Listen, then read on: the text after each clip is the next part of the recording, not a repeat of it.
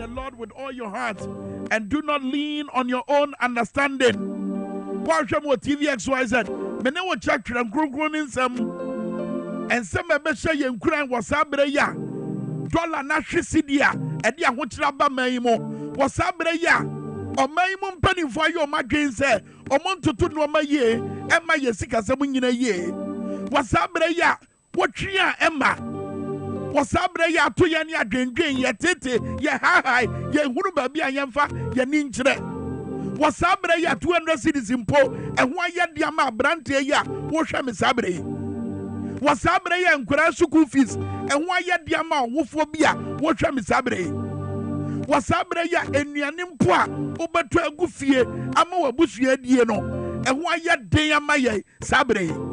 Erintira me no che sa twa yi mu nsemi. Bia enima ne ye nyame ene ne otimi ye. Bia enima ne sa wono na tumi nyina hye ne nsa. Bia enima ne sa wono ane ye dan no. Na wona wode ohon to nyame so no ade nyina di boa omo. It said in Proverbs chapter 3 verse 5 to 6. Also trust in the Lord with all your heart and do not lean on your own understanding. Another one on cry and obey. And in Philippians chapter 4 verse 4 to 7 also rejoice in the Lord always. Again I will say rejoice. Who is when yaje? When him the other when him when yaje? When yaje when yamimu, but when inji when yamimu. John chapter 14 verse 27 was a peace I leave with you, my peace I give to you. And now pasundwe bia nyame mu asundwe na hwehwe if it says asundwe no what ye jaye what ye maye kwa. And that's what sorry anopa moje di afusane techema da abodwem ahoden wo ho. Psalm 46 verse 10 was it be still and know that I am God. Eti ye baye kom na ye huru se wono ni ye nyame ye beye kom na ya hwe no se wono ni ye nyame a wode ato asase so a ye fre no man Ghana na sabre ya hokyera bayi onyame ne nya hwe han e ma ye ndagye ma jabi enhye ye enku ye onyame nya hwe han e ma pataku no emfa ye nya hanam onyame nya hwe han e ma hokyera wei emfa ye nko se ye mu. Oh yes, eti ye beye kom ni ya hwe no fi se wono ni ye nyame.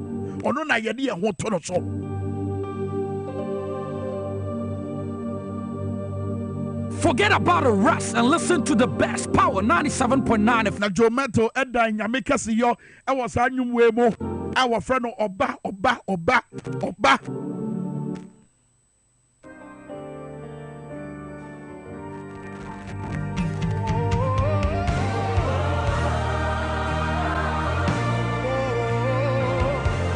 Kwan we so na me fa so abo akyeramo akwaba e de aba DwaboAse dwumade yi so ono ane ye de ye ho to do so ye kom ne ya hwe no ade bia besi bia ye beda ye nyame ase de si wo Supreme Court no a ye da ye nyame ase de ko so Ghana mrache badwafie ye da ye nyame ase de si wo Electoral Commission ye da ye nyame ase de da ye nim nso ye da ye nyame ase de nyame yi e de akyere ne ma waka akyere ye Yedanase what ye fam, Yedanase what ye nam kwanso eba. Forever. So mumu wine and a momasre panwa, mother born a bemomo. For time, Mogramonya, Naminya me. Mogra some mabi somewhere, Diania, Moses are born from Momo, Naminya me. God and you. We call you Momo wine and Mama comedy or one. Omoba on tembe ye mama dada e kom de ye ya mobatam moba ade amomo woni pakra menwene wo bo se mese so wonye sa de na menyame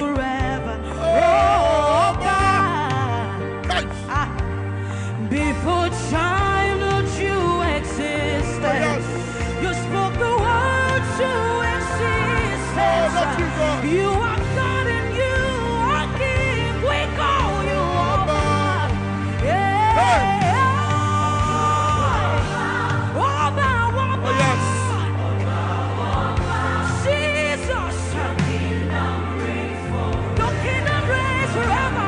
Wahini wahoda Wahini nkamu so da Woye nyame a obi anto so aba nya wo pɛ na wo ye ye de ye pɛ nyina hye wo nsa baby o man yi bɛkɔ baby a wo so man ne de nani kyerɛ wo nsɛm na wo ɛna de ba ko a yenim ni sɛ won tena sɛ nya hwɛ han ɛnhwɛ me yɛmfa atiti mo won tena sɛ nya hwɛ han ɛme yɛmfa ho kyerɛ mu wankasa wo de wabasa kɛseɛ no ɛbɛyi yɛ firi mu sɛ ba ne sɛ sɛ ne koko a na yɛde yɛ ho to soɔ ɛnɛ yɛntimi nte over 900 metric tons na maama pɛn so no wɔte bi a bahomia mu na ɔmu twa bɔ no no ɛnɛ yɛte less than 400 metric tons koko kuani no ohia no wadie galamsey nso abɛsɛn koko mfuo ɛnam sɛ yɛsisi koko kuani no wɔsɔre a no afa ho a no ɔde apɛ Cote d'Ivoire baabi no ɔde afa enyuma kɛseɛ bɛbiebie yɛ ɛwɔ Ghana ha ɛnam ɛtoa kɛseɛ a yɛde atoto wɔn so ɛnam sɛ deɛ ɔmo sɛ sika ɛde yɛ business nti na ɔmo nya mfasoɔ nti ɔmo nyinaa sɛ ɔmo nkuku nkaka ɛde akɔ Togo ɛne Cote d'Ivoire Ghana pɛn nie gateway to Africa yɛ nie before your throne. But the King of Kings is speaking. Their crown. Holy, holy. Oh yes. And no more dane. We have come to give Benano pay be. Wabera yetiesi and common Cassiamo. for the King. And I want you common ye bedi. Meaning come of from Biedi. The about to come is a bear. What do you want? The course was Supreme Court and Coso, meaning a $1 no. And no more we yenina, ne said the amount for any abria, a bufua benina, meaning a $1 no. Dollar na no more said Nashi Mahama, and that's a Mahama pencil, a Gina 4 cities no. And I'm with your Matanasia Yashahai, Ama Yadru 17 Ghana cities. $1 is to 17 Ghana cities. Baby, I do no. No, Ghana near Wutiame Shame. I want you na yenina ye woman Brabeka Wakosem. Brabeka Wakosem. Brabefania Wankasa Wufem. Ebia Manu fees. Ebia Kamina Bia Wakodem. Wabra ye when you na Kaisa would dial star 274 hasha. And I was a bit like 1,000 Ghana cities. Yabokwa na to ama Ghana for the shem yeru. 1,000 Ghana cities. And yema. What means like a promo no so. Who bet you are from is here? 0208984166. Yeah, near the good Yamun Samabe Pemo so. 0208984166. 050000257.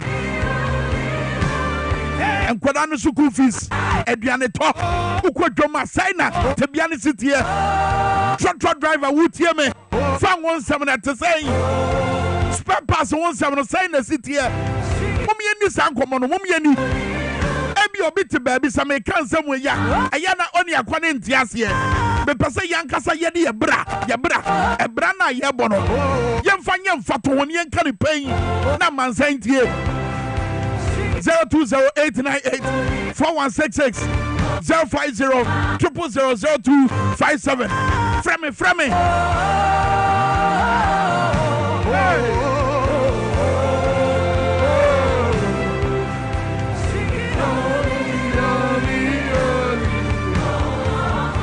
0208984166.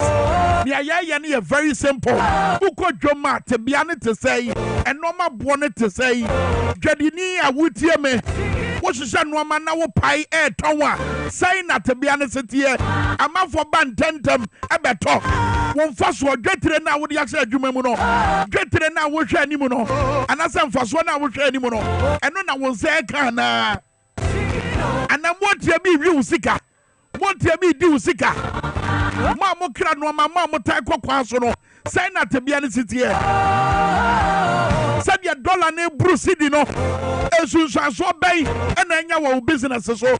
As soon as so bay and then your brasso. I will for a modern ma eco free SHSE. Say no mamma to talk a buona quasro. To be honest to say, but come for you to try.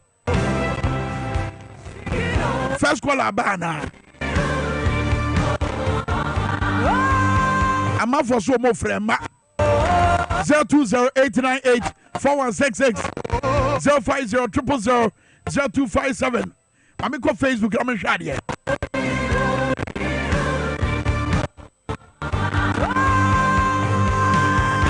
97.9 FM, the game changer.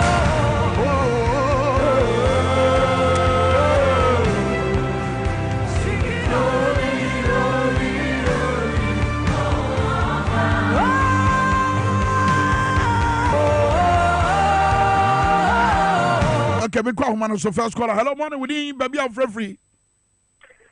I'm Pastor Kwame Minkah free. When you young for Robert Nzem Kuju to so Christian Mizali. All right. Yentie wakosem. Say in the city. Mama Kwame Minkah, in fact, Kenya Yenteni Akufuado, any na baby Sieba will be the original saying to the Shaba. The Ghana Kukudula. Nana ama afituma ebe papa. Sasa can you pay branch? You see, I don't know, 66 and I said 26 grand point, but any problem, no, was any diving. It's the essence, John Hammer, material kind of practical experience. What do you say? Oko Joma saying and normal city, Oko Tonwamana, and normal one say, and I want us we are Jedini, what show Norma, now pine, now what Toma, saying the city. And no name come out ye, but ye by your side and ye better so. Wabra ye kwanim e wodwumadi ne so bra so say ye dia gudie mu nsamba bramo e botel ani fandi abetena se e wo DwaboAse dwumadi so wabra mo dia gudie mu nsam e bre na no pe wo DwaboAse e bo mache e fandi so me wache Kwame am yadom bibia boko ye krekram ofo you what on say oh bi wom kakra. How many years ago now toy? I think about a year ago. A year ago. What on say sabre no? 2500. 2500. And as a phone korea no. Uko busa wodoma. Ubenya 2500. Akosro. Be say. Akosro ubenya maybe 2600 2800 horse. Wow. Yeah. It when nana me pesa mo be no. Aha. Ebo me da say sanso fandi we go ayi the goons and say and what on how many years ago that we are chedi we are chedi intimate Friday okay watch them swear what's in the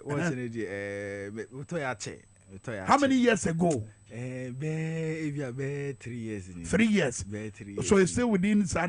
Now say me toy ne be 80 cities. 80 cities. And as I want to grow ya uko pe bi atra.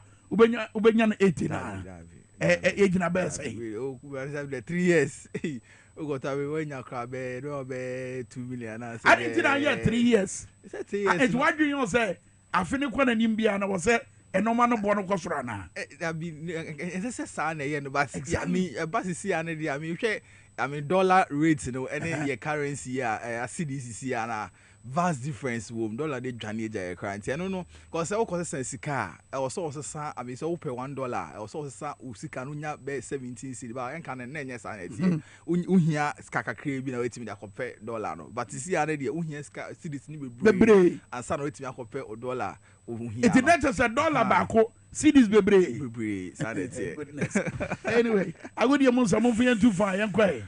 All right, but Kwame, it's maybe a quite no semra so good we see about no and nano pebno. Yan fat nina MS soon as a Power Money Sports and they have sumo DwaboAse Jumedi soon afe Power FM and afe TV XY no it was so ocean kama I don't seminar and so man seminar the doors name of the can edit no and e be kan ama unsu wetimi atibi okopiemu the senior national soccer team the Blasters of Ghana after some first training team a course so the idea say and a second training etimi abaso players ni bi etimi abeka ho and so our camp e don't seminar and so our communications director at the man Ghana Football Association Henry Asante Chum and in Chechemu in Senkakra abetuja at the Blasters of Ghana and who ensensem de ho nsem nyina and so babema sanso and akopiem unim say I dare say the MTN FA Cup draw on etimi abaso hasofo Kumasi Asante Kotoko hwan and omni ni e share de ho nsem nyina and so bema na no ne ensem de unim say I dare say AFCON qualifiers no I shall say koso and say the FIFA esanso the ban ama team for cry ho sem enyina ekra de ho sem no ba be man e wo hye so say Roger Emmanuel the sports monarch ebo echidom say producers na yatena say na den sem no ebromedin amagisone the prince himself F to the A and DY Fandi mene ebo tela but be hye nsem na so do me say dwumako bi na so asana no pay dia gude mu nsem no ebrema no Dovita Herbal Clinic o si zero mo Dovita man capsules aba eno eboa mbem mama yemre ewo mpembem mo ntumi emma adwuma Dovita man capsules nye binom a ebetumi aboa wo ye pa sanso eno mo Dovita herbal medicine enso aba eboa cleanse blood vessels no sanso na toxic materials o ni pedua no ebetumi aboa na yi ni nyina efi wo sanso serve as immune booster nti nye binom a betumi aboa pa se wo obi a pass a friend cocoa body pains waist pains constipation hawa if you Dovita Herbal Clinic adro ni bi nanom eno herbal medicine no ma bibia bekoye enso de ama sanso and sexually transmitted infection when you bia no betumi aboa na esiesie ho enso de ama stomach ulcer typhoid menstrual problems how nyina no wonya Dovita Herbal medicine bia ebetumi aboa pa o se me kan chew say omo 24-hour delivery service nationwide ntino 24-hour economy na no mo sha ase no Ghana ha bia wo bia no wo friend numbers we dru no obetumi enya bi wo time a wo pe bia obetumi afre 0246265313 and 0502716076 WhatsApp number no so 0502716076 Dovita Herbal no see headquarters no wo awoshi elang taxi station wo ko a edru no bibiri na obenya bi ato sanso e na wo pe Dovita man capsules ni bi ato a wo ko Okaishi drugstore eno e wo Accra Abesam Herbal e wo ho e bi crack drugstore first floor of Adipa house sanso e na Kingswalk Herbal Angel Herbal Repash Herbal na Boache Herbal e na Little George eno e wo Temalari and Larry pharmacy e wo Ashaman a cool pharmacy e wo Ashaman Redeemer Herbal e wo Ashaman e na Accept the Lord Herbal Center and also e wo so many Dovita Herbal Clinic o se min kan say good health is our concern. Yensha nsem na say na yen call the Blasters of Ghana catch unim say Yeka Blasters of Ghana and na that Friday day fiada ejina kunwa ye call Rwanda ye call Luanda eye Angola and Bontin so ho na Ghana any Angola betumi DSC ni san say ba African Cup of Nations qualification I was say Ghana boy homodin 2 points per na ye was see amino ka say die hope I be qualify no e form pan but ye hwe nim say betumi enya win na e Angola match na Niger enso ba Accra Sports Stadium and also yetumi enya win ho na hwe nim say Sudan so betumi a drop point na Ghana etumi afa ho na etumi e a qualify na wonim say Utuado etonisa the fair players 25 say omumbra na nkombesi akan emfa magana so no 8 and na etumi every draw ya omentumi amba mbeto akan na so metumi asi akan amfa magana na that Monday 8 players and so ebaya training session no first day no etumi e course and draw and so na players kakra and so e become 14 players and na draw mutumi ebaya second training session and so etumi e course players omubai no say na omusitie Jordan Ayu Lawrence Atizigi Abdul Manaf Nuruddin Aludi Seidu Kingsley Schindler, Terry Yegbe, Francis Abu, Forsen Amankwa, Ransford Yebua, Kornixdorfer, Sanso Ena Ibrahim Sulemana, Enes Nuyama, Abdul Fatah Ishahaku, Nathaniel Eje, and Michael Bedu, where any 14 players and draw, Omutimi Eba, Ghana ha, Omushe him said the Black Stars of Ghana, match a Angola, Betimi Esiakan Elu, Luanda, and Bontinoson, Bibia Bekoye, and so Eddie Amagana, and there, and Branton Obetimi Etu Ghana, but an Opoeno, Ometimi Aye small training session be Accra Sports Stadium way and I be a final training session before I meet me a trophy Ghana ha na makopi mu Luanda Angola and Bontiniso Yento Sonia Fagure Usam Emane Kokopiem Communications Director Edema the Ghana Football Association Apane Dean Eddie Henry Asante Chuano Eddie Sankakra Edabetuja Echeus Unim Sanamata and Ebeto Ejase Emra Coach Otuado and call for a 23-man squad Samumbra no me pio no me Buana Ghana 2 qualifiers na ye won Angola and Niger no me to Buana his bibia ebetimi akonkan ama man Ghana no and Ebetoja ese 8 players etimi atwom free wo chem se call up dia ombetimi ana anytime so injury and afi personal reasons intino enya de so ombetimi abeno ana Henry Asante Chum eden sema betuja HM se players ne tie no players no area ho we pa anti tie sema Henry Asante Chum edituja fam okra yeah so fam okra was so yeah, kaka na ono oyeken. But at the end of the day, bibi wa would me share found. So the most important thing is that we moving on. now we're focusing on what is best. From Kwesiada Noa and Run, I think it was difficult, especially in terms of changing tiki, late call-ups, speaking to players, speaking to their clubs, and then also making sure that players remember are they drew on time. Those are the challenges, because announce squad, the procedure of main squad media. Obviously, there are players you put on standby, but Ekobani said we can call the player no and be a or bar say or plan say yeah or 2-day holidays and a 3-day holidays and a class no teams did work class for the 3 days off and now 4 days off during the international window. Those are some of the challenges. Eno Sema Henry Asante Chum to Javi Asiano, our sounds to Eden Chechemu, about we say, a say 8 players, 8 team at Chum, who every call up Nimono, and a by Senko for Esha say, a Caseta Sanitary, and car players from someone bra, no more replace 8 players, no, a Sanki, a friend local players, Nakabwa, and almost in your confidence be, and so say the national team, no, Ebusu, a Jim Habit, and call up, and one will be our national team, and so no matter answer and cost foreign players for crowd. And as I'm on my PM and so I be replacing the 8 players now or more Antimi and Beno and Henry Asante Chum and in Chichimu Aba. Chan team in Pram, Chan team, Omoko training, Naja, Omako clubs, and they return after the weekend. And even that, it depends on who is on the list and who is not on the list. Until coach decision, paramount, any other opinion. And to him, we are building for the future. After this, there is no other opportunity until March. Because we will change completely new set of players because of Asemaba. In March, when you resume the World Cup qualifiers, will you use the players you changed completely in the November window, and now you revert to your original squad?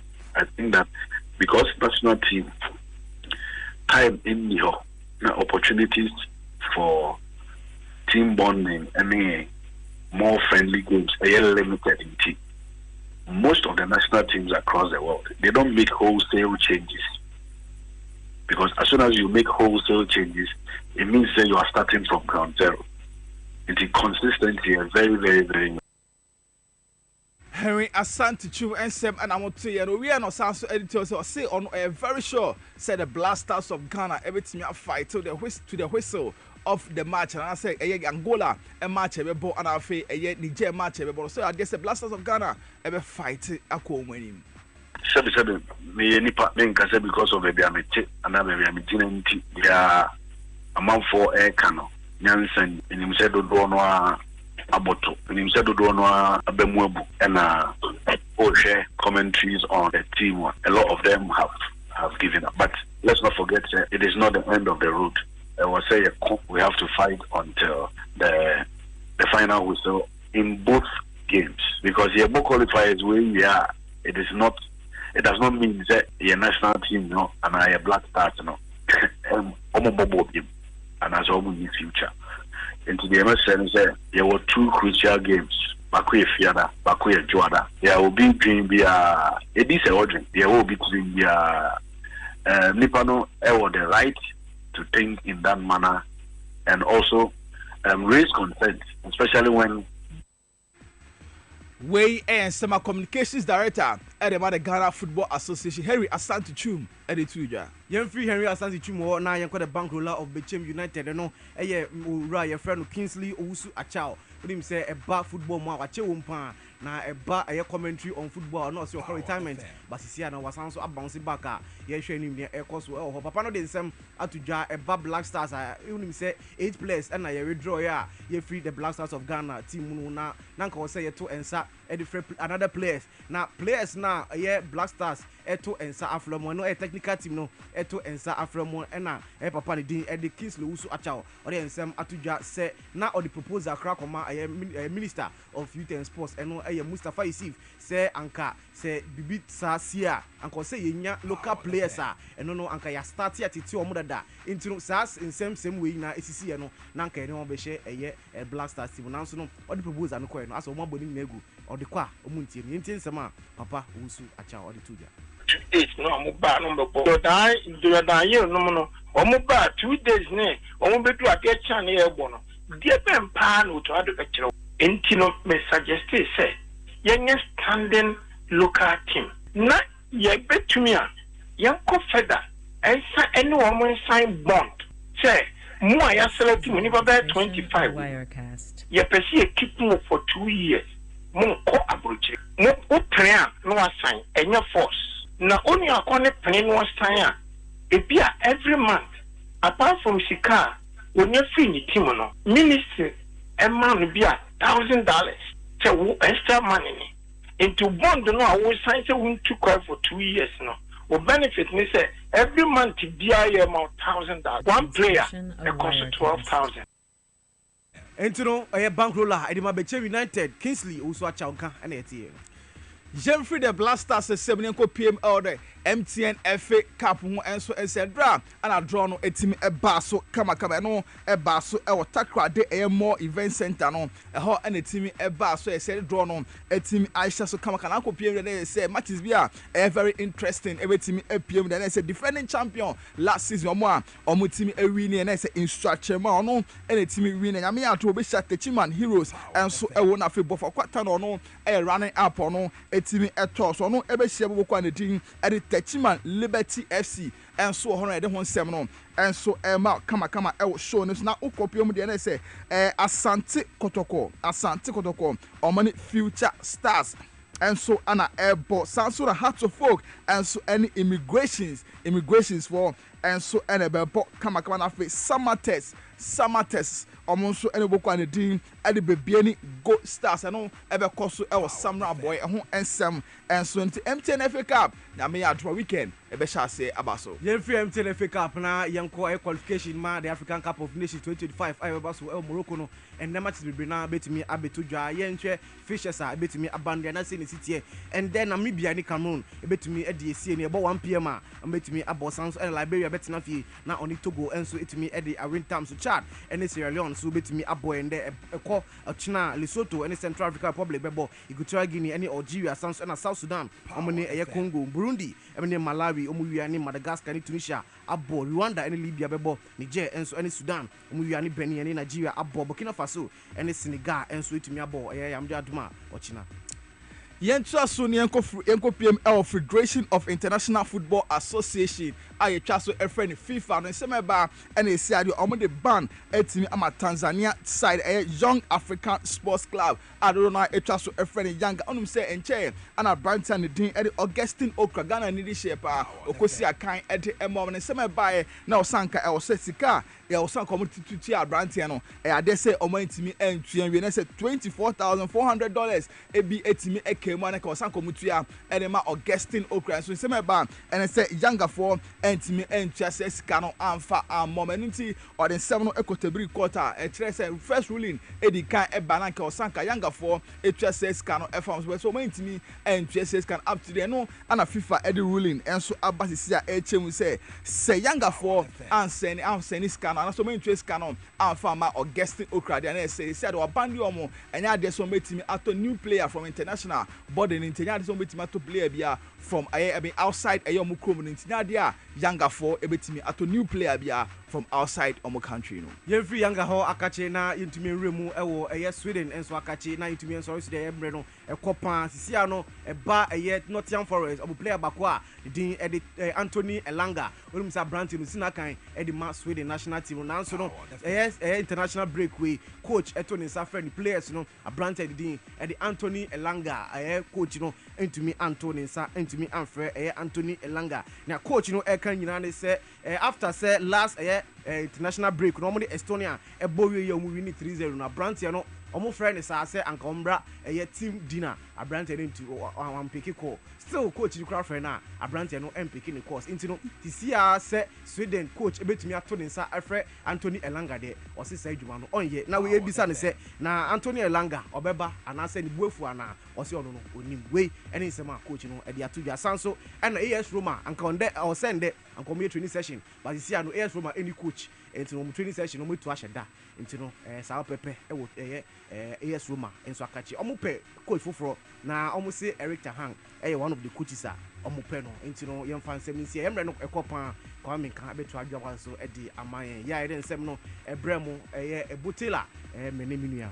The prince himself, F to the A and D Y Fanti ba answer me kono mama for happy birthday enko Emma Mianka same mama Elizabeth and Mrs Elizabeth Fusu and birthday mama we nyankofon enhira no ontoni nkwane we say Charlie emra me call school SS no mama we and share me Jimmy tonight oh mama na friend mama we no and me chess one say mama yeah me mama that is mama we me Elizabeth, Miss Elizabeth Fusu, yes. Mrs. Elizabeth Fusu. Nyakufo sirao. Nya wa yama mi nyina rabi ko school kuma say or share me tina ne share me sa ma we school esan so e bai ti ma me ne nyakufo sira no to nkwane. Happy birthday enko enfama. Sanso na happy birthday kase pa enkoma ye nyina ye ba ye nyina ye wo faase ye abofra enesa ye ka say wadi mfie dumiensa na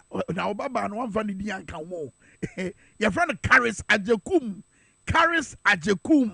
and your birthday happy birthday baby I will be away a messenger a free year Senate West NDC communications officer Dennis Amaniampon the one free ba was me baba o and now wadi dumiensa kwam and now wadi dumiensa Caris Ajekum the mesra say onyame nkosua ma no ban na won nkosua nya ne kase na ni so ade hunu nyina mram e wonyame na nkasa edin mo it carries and na woda enjoy this day it is your day DwaboAse odo papa na wajudi ojide pa so wonyame mu se obefa so aye no ma akase e wo man Ghana ene wiase nyina. So this is to you, Caris Ajeku. It's your birthday. Nana, to say the medical canon. What dial it *274# *274#. And that ye 1,000 Ghana cedis bienu. Na the man is about no tripamu sima edrianai enuma. Do di kanya nensabekano. Nensabeka 1,000. By 9:45, wabra yane honorable Roxen Eche Dafia Mapo. Member of Parliament Madisha was out die was also a Meranimini. Wabra Yanini dim commonimua pa that your tossum yenuno so ya the 1,000 namano. At a minute one message ye cat to send your moya in the last week, you know, and now so met my yawoda and was what dial *274# *274#. No picket number one no a power XYZ *274# *274#. Dallas is here and 1,000 ye by odia. 1,000 ya said that boy your home modia said Nadia ye be biem said a beya. Nipa mienu sabeka. A tear for near reform yenu and sabeka. Na nye tia ni bra ben yina ni ahuchire you ahuchire ya about oh my God and ne and mrantia ni mabawa. Ye said ye yes ya to a dine come omuntimi high dine papa bia nem. Eti what the sound ahuchire ne or yaw no na ebe adwuma mu what did you make no obosomi akatua ye 700 Ghana cedis ebeda no ahan edan ya bosomi bia no ye je 1,000 ebi grade ye 1,005 ebi ye 800 enye se bia bosomi bia na obetua sika no ya kani nyina bom se for advance bra advance no so nya 1 year na ye je power ebi je 2 years ebi je 3 years.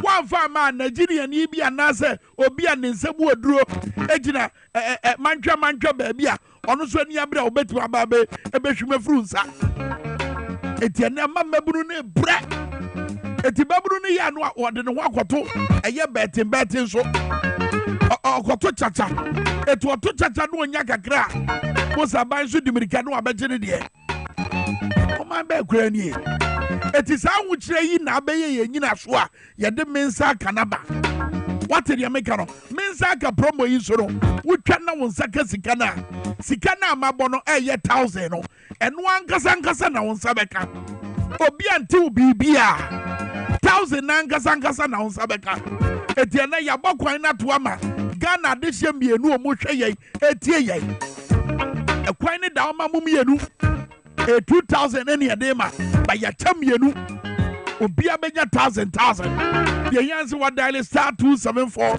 hash star 274 hash star 274 hash star 274 hash ye ba be boy tonton sansan be dan sana na Minkah say na anu ya November 6 2024 ye wura November boso mimu a ede etoso nsia ena obenten eja ni sika wo baabi sika na ye kan wasam ye sika hitwa sika puduo pa me ya sure say na bia na uti motorbike so ena sika ni free toy na sika puduo no abeka yensa ewo XYZ ha eye Power FM ena XYZ wo su ha eti se usika bi yira ye on the 6th of November 2024 around 3 p.m. a boy we anwumre mo be no me yensa no usika bi yira free toy ena yira ya brafia ha na ba kirem wonsem a obeka no no ye begina so e de ahwe se eya usika na se enye usika hwe eche kwan ye wo Abebesem Street osu eye St Peter's Catholic Church no ye ni omon enedi anim hwe ana se hwe anim obetui aba XYZ ana wabeju usika ti we de announcement na no ye dan ho aba ye ba ni enti amede tolobifi ene enam ya beto plate so a ye de ba bedi nkomo no obeti ase ahon kire ho asema ye besie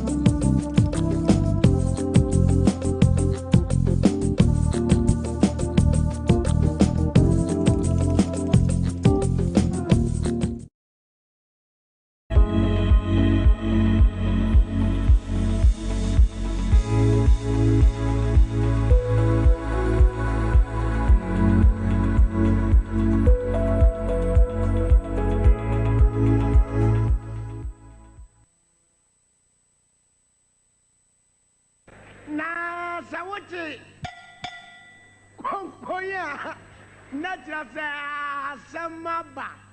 Na Sawachi. Koya. Natural Samaba. Na Sawachi. Koya. Natural Samaba. Asam ye biaba. Asam so de ye tibi ho. Na asam na aba na ye nyina ye te ho no. Se yanhwe anka ampe ho pomasibire a. Na Ghana fo na ye no. Ye ne sen. Na Ghana fo na na se Ghana no ayete no. Ye te ne sen. Hwe.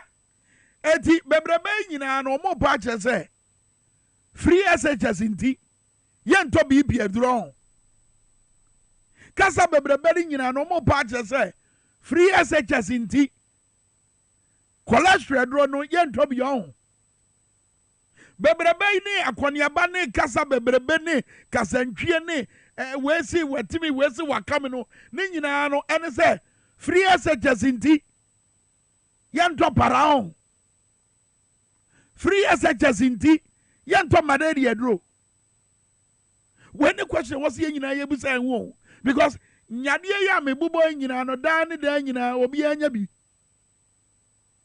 ade achi ade asa nyina no obi akosa amane anim na akosa amane anim a edum pempen so e wo se wode won satu botom na wotwi sika e de kwoto BP nro also do satu botom etwi sika e de kwoto para e also do satu botom e kwoto madedi eduro eti mo pa che se free SHS inti mi ento se nrei na se nrei ya me bubo nyina no ebo na kwosoro adan ya CD $2 ye gina 17 cedis mama pencil na ye gina 4 cedis sabra no mponi yesu se ei kwan ye kwo ba sabra no mponi yesu a na ye twitwa mahama mpoa no ene wo de sabra no tebia etoto na de ya ene nam 17 cedis a mi bisa se ba umia na ankasa no ede no beka afa wono ankasa no ho ene se de wasi atutu yesi kasem mi bisa ewe nyina ye ka no he ma mi ngura ase wo ba ye bambo nyuma ni ma edamu ni nyina no wonim se bambo nyuma no wo mo ye adwuma efri fire service so ekosi apose fo so asrafo so immigration fo bambo fo ni nyina damu ni nyina no wo mo ye adwuma nti se mahama ka 24 hour economy a bambo fo ni de o masimu dada o masimu dada but omo akade no nuoma na omo de baye adwuma enuoma na omo hia omo de baye adwuma so omo mpaboa so omo ntade so omo badges no eno no wan na beto amomo CD $1 eno no wan na beto amomo sika bay no omo de beto eti se mahama ka 24 hour economy na Dr. Matthew Pogu Prempe egogina amanyosem simpie so atwetwe no kase na 24 hour economy no bede na ye adwuma fise Nyankopon kra no woda na ubisa ho se ei saa no apostle fo ne asrafo na po no wo pa che se mo so adura na adwa mo da na ene ye wuo na po ekase 24 hour economy no enye ye fise Nyankopon kra no woda. Does that mean that Napo Patches more apostle for ne, Astra for ne, fire service for na, and what's a mobwa na mobile your home by no? Does that mean some also a dura nadra modana? Sasana Tiadia, Jama Anuntina Nancy Muno, a cromfua yachichichuomo, Nano and Abracadi, Yache cromfua, Oquavia, a man for sick a puduono, Yache no na a 2 crano. Ye fra bibi P5 etu akase eye MP5 ena na ekura no eye ne ye wo sa pose fo ne asrafo edu anadwofo te se de na pokan ye se nyame kura woda no nkyirase ne se na popa je se mo apose fo ne bambofo no mo so edu anadwo amoda eno ne MP5 ya ekura emimfo ni abonefo ya omo bobo ekro ya na mi bisa because se kronfo ene MP5 ekura na asa MP5 no woma omutimi kutakuta sa atuo no eye asrafo ne aposifo ubebusa ho say ye den wonya ye eye dan no modaye ana akrofo no nya akonya ebefa MP5 nana because the apostle nyame kurada eti 24 hours no ye timi fa nya adwuma eti sa aposifo ene asrafo ye ni so mo ye adwuma 24 hours na apostle nyame kurada eno no kire se apostle ne bambofo no omutimi da eti da omodaye no eno na ma emimfo yi ekofa MP5 a omudi bedi ye wi ana ene Ghana ye nyina ye kopa gota bi mu ndao ye nyina kopa gota bi mu na fi se yenti ye ye kopa ba bi mfa ye hunsie fi se ye bambo nsam no enyina ye se ye fa na po enchechemu ya na se kira no no se apostle for the do anadwo a waso mo hwen ye boy ho ban Desmond waso mo boy ho ban no edura anadwo a no madeda na apostle nyame da so it means apostle no eduru sabre na o mada eto mo da ye no na emim for nya akwanya egowia MP5 no ena mo de babo ye kro no ana so ama bia ye kɔ ye nante di machi na wabra wa nyina akɔso no so okɔ bambo ni mu a bisa ho o se bia na o papa bi aye pose ni pani na sɛ de o se ye ni pose adwuma no ɛdɔ kɔn ɛyɛ wakɔnɔ sɛ wo so pɛ sɛ o ye bi etu pɛ sɛ o di wo papa na mo akyi ɛna ye ka sɛ ye tete sɛ ansa na bawura immigration ansa na bawura pose mu ansa na bawura asira nnwuma ni mo ɛwɔ sɛ wokotua sika puduo bi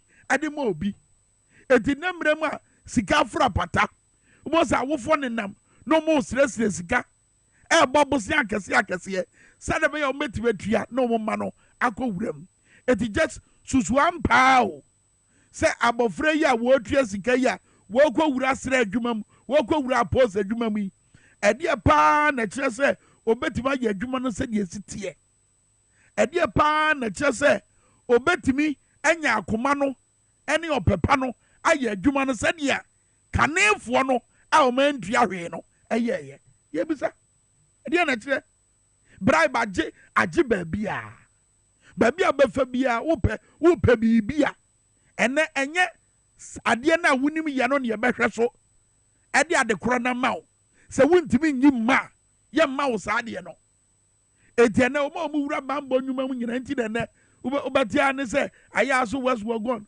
pose ni bi atamtuo wo se ye kire bi kwaso no atiri tuo pay Tajima South wo se ye kire bi kwaso no atiri tuo pay wo se amanfo ye troka the oni man said ye beba the trip first and say tuo pay because sika no otua ye e no di wura mu entitete no entitete papa no ankoso ye man ni ye Ghana for munsuo yɛmfa yɛnsa wu yɛ ti baabi a yɛdanie ɛnɛ sika ne yɛtua ne yɛde awuram ɛti kyerɛ me ɛhefa paa na ɔma yi ɛɛkɔ ɛnɛ sika na bɛkyerɛ ne ɔbɛba bɛyɛ fire service personnel ɛnɛ sika bi a obi bɛtua ɛno na bɛkyerɛ ne ɔbɛba bɛyɛ posini ɛti sɛ nnɛ aposifoɔ yi deda anadwo a na ne saa no eto mo da ya pɛ na mimfo no abefa MP5 yi no mo de boye kro no da o mo danti because otua no owuram no nso na po de formula bi aba sɛ 24 hour no wontimi mfa nya adwuma bia nyame kura wada ti na po aka to mframa mu dia ene edura nadwo a ye nyina ye nda te edura nadwo a na post ni no wada edura nadwo na fa service ni no wada eja to baabi ye be fresh a obi amfiu obati wani na eja no ahyedan no dworo ban afi eja na sokɔ no a sese bibi no afi na fa service ni no e hye na taade adaya wotua ye no owura mu edintete no eni ni musa adwuma ni ni na koma musa ade adwuma ni wo eti mame mpa bia na menye ade cheche adwuma ya me kwa agoye yese ensohwe na metwe ye ewo achechefo ntete yesuku no enye enough mensa metwe ensohwe foforo a yɛbɛma me ho license na ɛno no yɛagye matom ansa na mabɛyɛ kyerɛkyerɛni ɛna me papa sika bi ɛda hɔ ma memfa na memfa nkɔ bambɔ nnwuma mɛ because anyɛ bi ananse ya no wotua ma wobɛtumi awura mu ɛti bitwa na mewura mu ɛna ɛduru anadwo no medaeɛ ɛne yɛbɛfa mp5 ɛna mp5 no yɛde bɔ Ghanafoɔ akorɔ no so adeɛ ni nie abi ɛda no ɛnɛ saa hwɛ me table yi so a mede prɛkɔntwerɛ aba ɛnie prɛkɔntwerɛ ɛna mede kako nso aba wode tu kontomire mu paa na wokyɛw ne dɛ ɛna wei nso yɛ beef ɛnɛ dollar cedi to dollar ɛduru 17 cedis nti amanfoɔ ntimi ntɔ wei ne boa no kwaa na ɛkɔ soro wei yɛ beef na yɛtimi di yɛ abomu yɛtimi di yɛ nkwan no ɛnie yɛtimi di yɛ jollof kye na wotwitwa ne nketenkete na wode to jollof oh my goodness ɛna amanfoɔ ntimi nti ɛndi jollof ɛma ɔmo ho ntɔɔmɔ fi sɛ dollar no abu cedi no ama nneɛma boa yɛ den including beef yi tolo beef ɛnie nkwa mu nyɛ dɛ yɛkɔ nsɛm mu nyinaa awe yɛntimi ntɔ nam bi sei ɛnto nkwa anim yɛdi jollof sakora fi sɛ yɛnya sika ɛntɔ beef yi mahwɛ beef yi ama me kwan dɔ paa na we bra yɛ ansa ne yɛnya wei bra yɛ ansa ne yɛnya beef na mepɛ kɛseɛ no bi na ke yɛde yɛbɛtoa ba bra yɛ ansa na na nkwansere ni no wɔatwa ketewa sei ɛde ama yɛn na woba prɛkɔntwerɛ yi nso a wɔyɛ pig feet meboa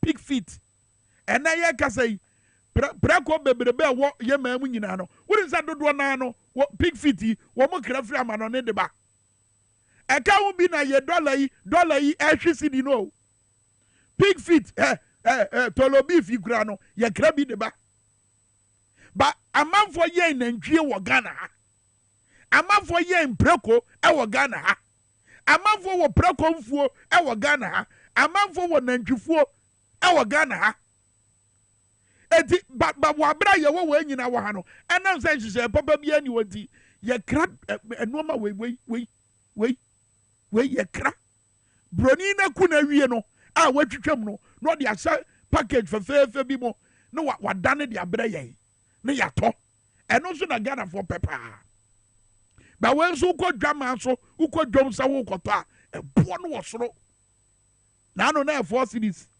ɛnɛ yɛgyina 17 cedis ɛno ne yɛnɛ kakɔ yi a yɛde di ampɛsie yɛde bɔ ampɛsie yi ne boɔ akɔ soro all because of cedi to dollar no baabi yɛgyina ɛti Ghanafoɔ ma wo baabi a yɛgyina sisi yɛ akukɔ force yi a ɛyɛ ne yɛ kukuru de ba maa mu ha ɛka ho bi ɛna sɛsɛi ahokyerɛ aba yɛ so saa no akukɔ force bebree efie nkukɔ nso bebree efie nkukɔ no yɛmpɛ ɛna aban hyehyɛ no ɛboa ma amanfoɔ ɛde akukɔ force ɛbɛgu maa mu ha wokɔ Nigeria saa nɔɔma no mɛgyae na ade nti na meman Ghana nko adeɛ akukɔ force yɛni gye ho saa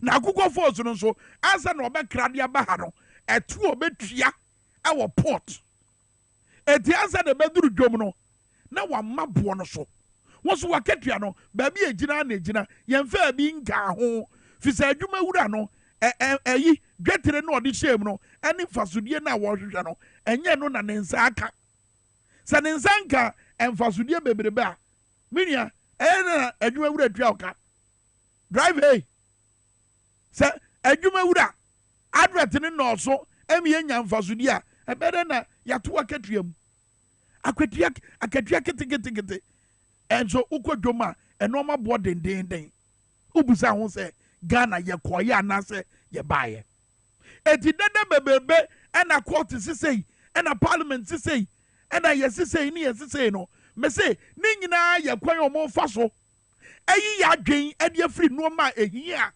ɛwɔ se yɛ nyinaa yɛde yɛano gu so na yɛkɔ so ka ne yɛgyina so ade to aba wa bra aka meritia wa ye ekoto aba enkoma ehia Ghana fo enkoma wo se edie eye de mi kan enoma atoto ye kabi mamika bi amamu ase enoma amaye man no adane abutuo enoma amaye man no esai ene oman no hodo nyina akọ hwe wo de enyansafo a mo wo man mu ha sei mo pa mo ye nyina yenye ya adwen se ye kọ obi man so mo pa ye nyina yenye ya adwen se ye kọ obi man so na nka wo mo a omo pese omo je oman no boso na se ye nyina ye kọ na ye yesa ye kọ se broni ase a wan na beka no se ye nyina ye adwen se ye kọ obi man so na ye kọ babra na ye kọ pa broni chew so on fire born ncheye ya wan na beka no amana tetere man yi mumye nya odoma ye man no hwe mahama penso dollar to cedi na gina 4 mahama kuro ya no koko boto 968 metric tons ana wotimi twaye anase wotimi tiye 968 metric tons ena obia dollar to cedi egina 17 cedis ana koko dodo otiye eye under 400 metric tons wono na mo so ombeji oman nya ne dai mahama penso cedi to dollar na ye 4 cedis koko dodo otiye na ye 968 metric tons ene obia wono no tiye so a wode yakọ ahokyerem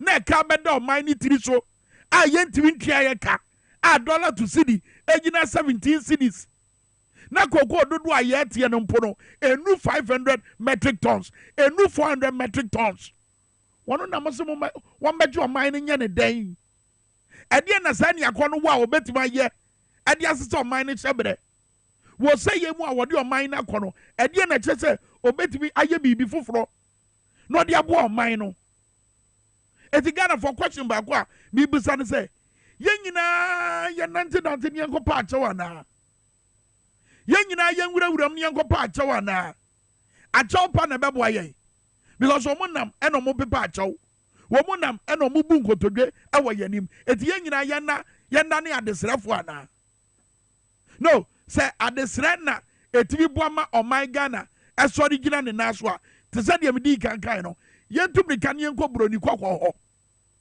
yenko broni kokko ho ne yenko pa broni kokko achew se yesre na won fa nche ye ne ye pre ye ho e ka se won gya ye na ye nya ye fa hodie ye ne ye kan so ye boa eti ye panachewa a wo de o ma ye kwan ne betena ne nchen na kwotena obi man so a na obehunu there's no place like home busa amanfo mo tete amanfo ma so wo mu nya ya nkomo wo mu mamu ba bibi nti o mu ntimi nsa ama bibi nti o mu ntimi nsa ama o mu mamu eti na mi busa no should we go begging our ex-slave masters de me work on no o mine no wodo e wo se ye doye mine kane ansa na bibi fufuro bi a ye de aka ho do aye no ye mine no enti na se o mine nkomo nyina akwa se ase konkonsa ne edie menka se no ma ese no mumye nja aka ho no ese ya mumye nka baba bia nkomo ni hia pa aye se de nkofo yi ade atirimoden abu mai ena matirimoden suoi ene prekontwempo yentimi nto ena matirimoden suenti tolo beef yentimi nto ena matirimoden suenti kako yentimi nto tirimoden ene o man no wodo eni ho anka baumia do man ya anka wo magina yanim se wo pe mampanyi adi aka Dr. Matthew Poku prempe edomen ya sabre ya ye dundundundum kania ko beka se do me mpesa medi wachi baumia because me nsanu adwuma ni binie baumia namu ko se ka by now what we did adwuma to as vice president of the Republic of Ghana because sabre wo gba pra wonena ma wo kire se amanfo nto abama ni nyina no adwuma nankasa ye de kire ne nsa no wonye na adwen so obeye adwuma nankasa ntia His Excellency Nana Addo Dankwa Akufo-Addo egyina so de ne bae no wonye na adwen se obeye ene no ma wodo ayi omudi wo de wa ban mu nyina no eye mahama nsa no adwuma ma me nche obako fa me go Sprinters Road sa flower pot ekwan na enche bia no omu beba bebo dwa wo ho no a omu beba be kire se eye omu nsa no adwuma no wey eye somewhere in 2015 and President Mahama so beka the last State of the Nations address wakasa same way same puntu nyuma akwan ni bia wo ye eye Sprinters Road flower pot overhead na wabeya connected sa kwan no de yafa motorway no so e de akwasi East Legon eti 2015 say ena na tebia ne tie ye go 2016 omo ko manim kakra 2016 fofi antoata ena Mahama free abemo ena ye kase fa ena video ne bra ena ye kase o ma ye kwan ni ya enche bia no omo ba beti ano ekwan ni nie Mahama nsa no adwumanie eno ma aban ni di tu ne ho nyinara aye no ma Mahama eye de to ho so ye ka obi a wote amamu ase wote ba bi a wo se Ghana kwa ase a eye 4 cities and 17 cities bibusa Mahama 4 cities one year Mahama 4 cities ensa no adwuma no ni nsunsu anso one year Baumia 17 cities no edi ade ne yebetimi de ensa atene so akire edi aka edi ahoahoa no se akwapa no kwafo kakra ya yede ma we wadi hu no kure ba nyame o mpe bone asansodi anase honyina o matimi edi akosi biayo ya ye ba be bie kwan no eye sankofa eti wuduru Sprinters Palace Mall Flowerpot hona uhunu sankofa na manenka bibi nkyerɛw se omumpo omu wa aban mu eka kyerɛw se sankofa nsa no adwuma efe Sprinters Flowerpot no ena ye kasa yi agenda 111 foto omu di omu nsa bo mu a womo yes omu di besi agenda 111 ayare sabia no eye Ghana Investment Fund gift sa foto no eye Mahama ena body to ho ebra COVID buy sinking fund stabilization fund foto awodo Mahama body to ho no eno na Ghana ye kotambi ede soso ye ho wa bra na COVID aba ebra COVID buy a na emu aye den a na ye pa yare sabia University of Ghana Medical Center Greater Accra Regional Hospital Rich Hospital eno ena bebo a Ghana ni nyina ya Mahama nsa no adwuma etiene so obi pri bebrebe obi begina zongo ti se Samira Baumia wo begina zongo na wo su crocodile tears wo shade esu busane say for the past 7 to 8 years ebra na mo bre no way ebra na ye ebra na yesu sikasem no na Samira Baumia adane ne ho model ewo mamu a ebra ni yesu ani ebre sika ho no na Samira Baumia ni wardrobe mu aye ma entade se twom handbag ne handbag baako zongo fo mutie me ne handbag baako ye kase ye ton ni ye nane sika na empuntu nyuma ye betimi dia yewo zongo community so no wa be shoko so enne wo begina yanim na wo su se ye nto abama ne kunu a bisane se ukunu di abedu 17 cities no ede na wo ka kire no efutu oban na de ma ukunu wasabere ya abedu 17 cities wo de hwe so anu wo su anu agu mayafi and for the first time said ye Samira Baumia hunu se mayafi no eguo no ye tibi guru sa wo de tie no Controller yara wasu gaba yau zango namu ya kai mai muka ci. Wallahi. Mun taimaki wasu yau zamanin mu mai muka ci. Mai hakuri. Yau na ce ban zo rokan vote ba. Na zo in ce muku alherin naku ne. Sarautar naku ne. Oh, she's crying. She's crying. She's crying. We nyina obwa ejandam odadam esu a wo su ikura no ase wo twetwe ye wo de hwesu ni di ase wo sere ye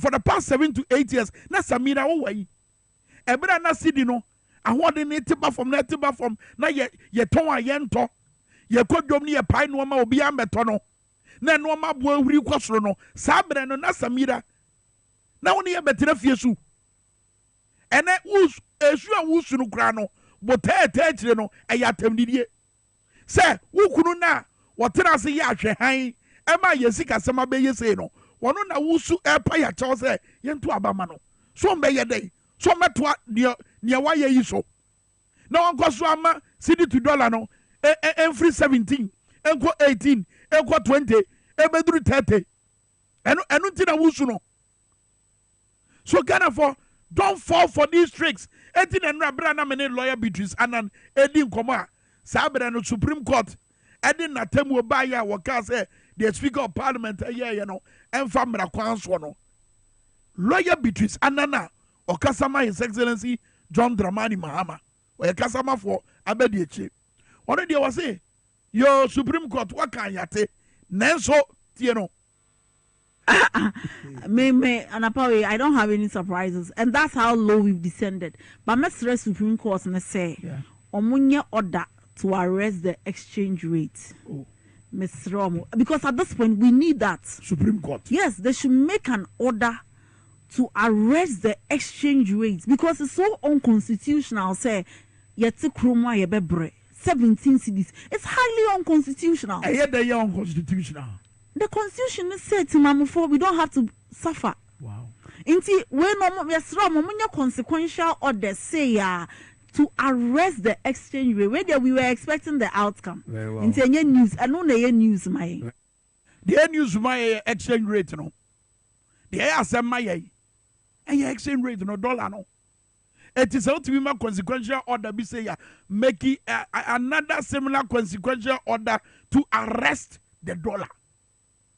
Arrest the dollar and hand over the key to Vice President Dr. Mahmoud Bawumia. Said the mayor one also at the Bema Dampare. Ebia Dampare the Oberhasuye. Arrest the dollar. Madollar number do good yempe a chinijekas ebia. Madollar number do 10 cities. Bawumia. So we economic whiskey. We get about what Basso said. We economic whiskey. Nanado say, if we are seeing Yansayina, we trim on a chair. Adogagai. Catcher will offer say, catcher will back what many a chair, Baumia. Catcher and said, dollar no, 1 family 10 CDs. I got 3 weeks near Gotuaba. Show, baby. So what's it to be your show? And until I say, when them a year, I got a Sabia watcher say, a Bekana Maku, and Siamia Gotuaba. Why would that dialysis so? What any tires no you better free say what to me ya bibi sa cedi to dollar no for 10 cities when menka kese for free 17 cities ebra 10 cities what to me ya say bia obenya me vote ba me ya say what to me ya sa e bia obenya me vote ba ye hwe no ma bi o ma ye e ye bone kese e wo mamu a e wo se ye nyina ye gira so de to aba Justice William Atuguba one kasa kwao. Justice William Atuguba na sembia okanya ho amanebo ededa the social media bi na medichawi was say politics has permeated every sector including the judiciary. According to Justice William Atuguba, who criticized the president's recent appointment of judges to the Supreme Court. Ni epia yen kofo ni de omu kogu aseni bia eti cases no ya kwatena so ni edi asem no bo se adania maye eti se say de ya di asem kwa aseni bia na ye politically related a manfo timi to ho chacha e che se no aha na beko ti anra de na moye na 5-2 no ebi mu se oboa a game eti gidie na e wo sa manfo nya e wo system ni mu se da be ya e be ma ye kabi mami kabi amamuo esipi no sa gidie no e wo fam etianu amafo hu 5-2 no so a game na mo bono gidie ni ho tie eye KT Hammond ono so a member of parliament na KT Hammond question ba kwa mebusa ne say wo said you sikasa nura ebra atemu no bae no wo ya sure say obekoso an speaker aye adwuma wo mrase bedwafia na look at the manner in which KT Hammond and describe the Speaker of Parliament. You know. Why are you saying that the Speaker of Parliament has acted with dictatorial tendency? I mean, the Speaker of Parliament is supposed to be the custodian of the Constitution. This man decides that he would not respect the Constitution. Not only that, he would not respect the apex court of the land. It's outlandish. I haven't seen anything like it in my life. And I heard this argument. He respects the supremacy of the Constitution, but he doesn't respect the supremacy of the Supreme Court. What does it mean? So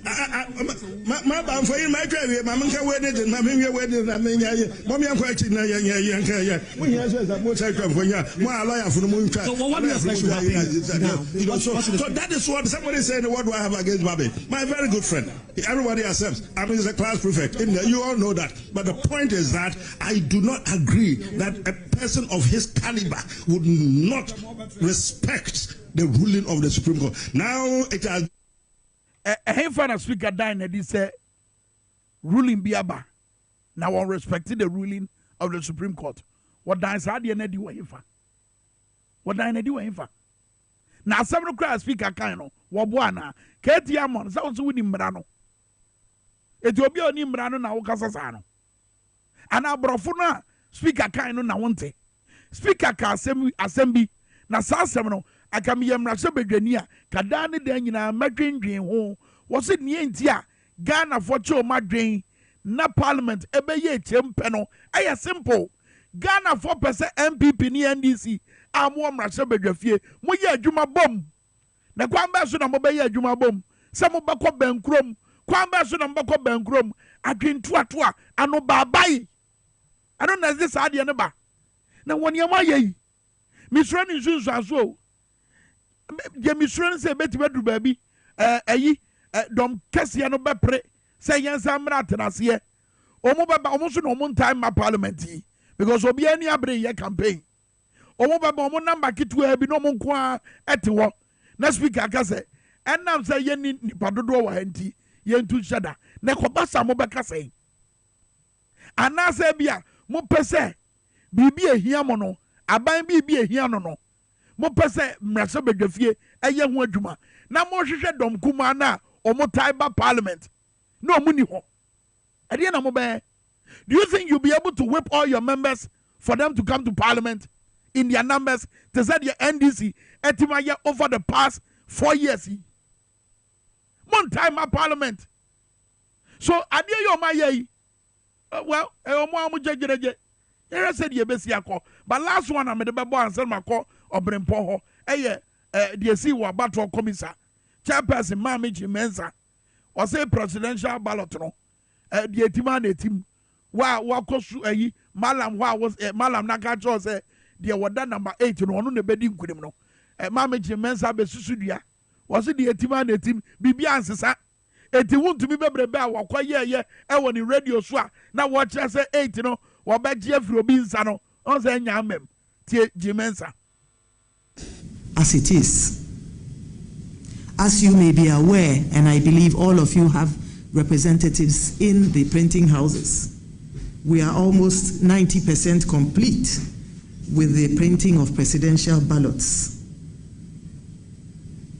And you are also aware that following the passing of Madam Ekwe-Adonko, we requested the printing houses to cease printing until the law had taken its course. Now that the presidential candidate or the nominee has been disqualified, the Commission would like to inform you that the printing would proceed on the current ballot as is, in the interest of time and to save this country millions of cedis.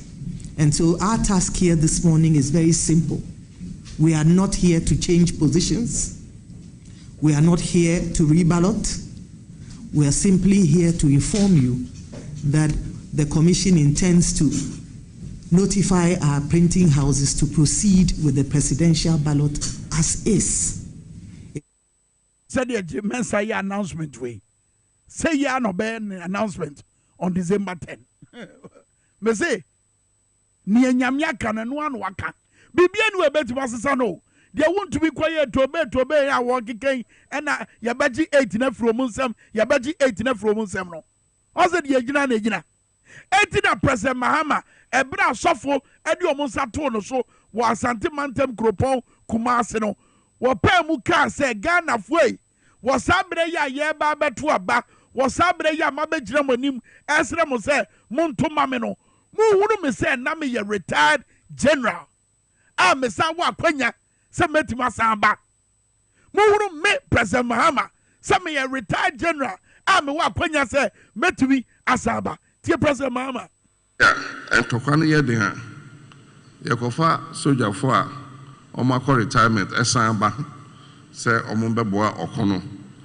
In times of crisis, sometimes retired generals are brought back to come and lead the battle. And to move me say me as General Nibia Nama retire. And Okona Yedina Yakofa me asamba se member boa Okono na enkudimde enye yedia. Enti Nyamia Dominti Masedie se na said yes, I don't know.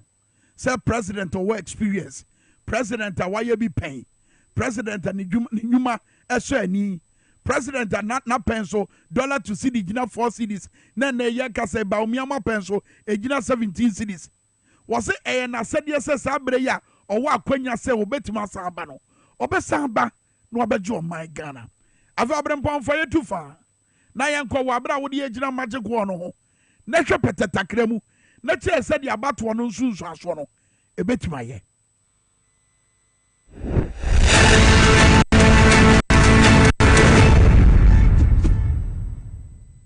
Kwame aka 24 days pepepe na o my Ghana ebomode akwakoto aba on the 7th of December 2024 e de year man pani foforo ewo eye oman mu TVSYZ na afi power 97.9 yebomode na afi ye de eye tiefo ne ahwefo nyina afasa eye nhihye nyina mu kopem se o my Ghana beto aba Kwame ne wo magic one ho ye baba behwe Emma ene mema said the omoto aba in the year 2020 near the asusu 2024 said the omopese omoto omaba iwi a ebeba wura religious bodies and I say asori nkonko no fan Islam Christianity traditional na omosi yahwe said the omoto omaba the year 2020 near the compare said the omopese omoto omaba 2024 Kwame ti ye magic war no ho a na afa ye ba be hyase e de afri emema a womoto about 2020 edema His Excellency John Dramani Mahama and Adankwa Akufo-Addo and other political parties. Kwame, to share magic war no in the year 2020, emema to about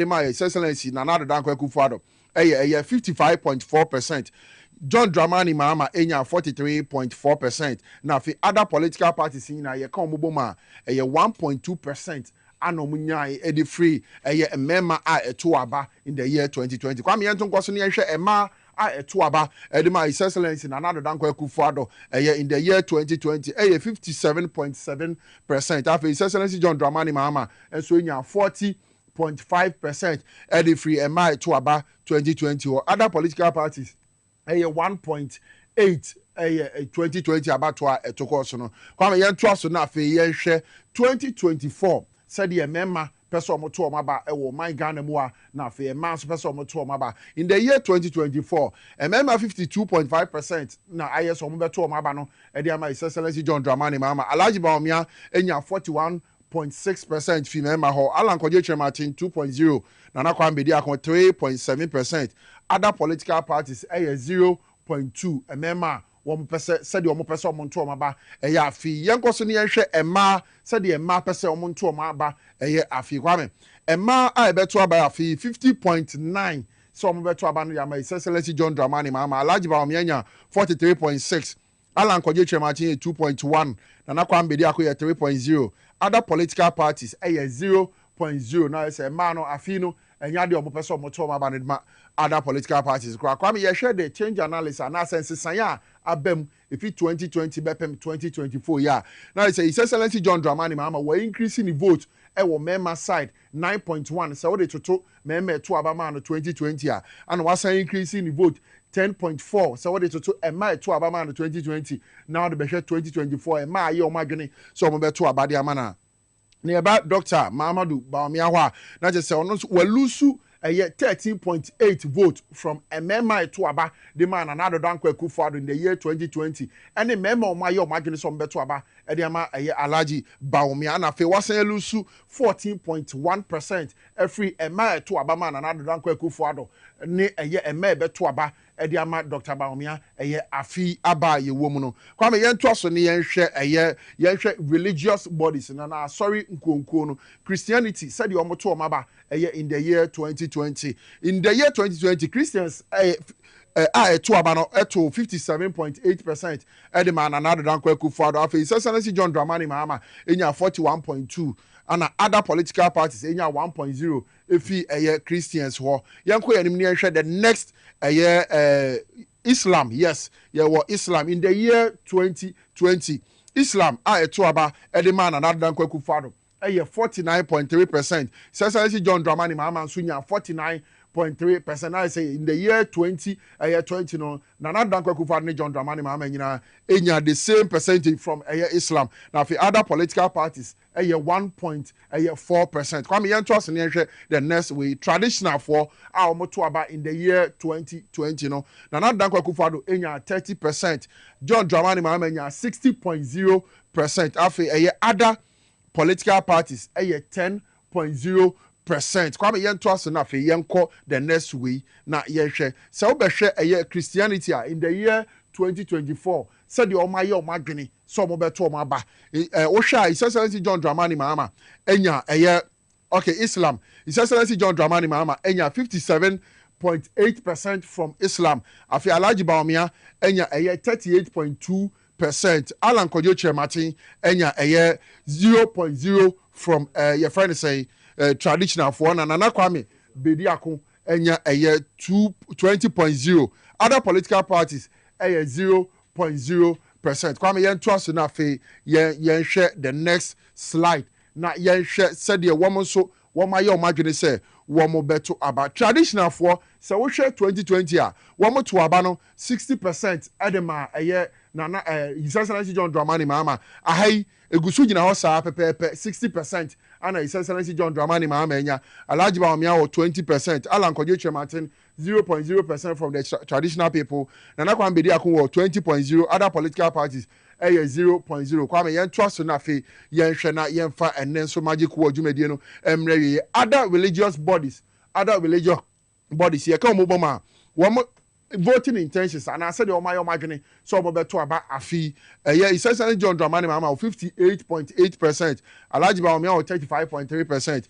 Alan Kojo Chematin 5.9%. Nana Kwame Bediako 0.0%. afi other political parties and so 0.0%. Kwame yenhwe na afi yenhwe the next other slide there wo non-religious one more sorry Excellency John Dramani Mahama 2024 43.1%. So mo beto abane di amano Alhaji Bawumia 34.5%. Alan Kojo Chematin 12.1%. afi Nana Kwame Bediako 5.2%.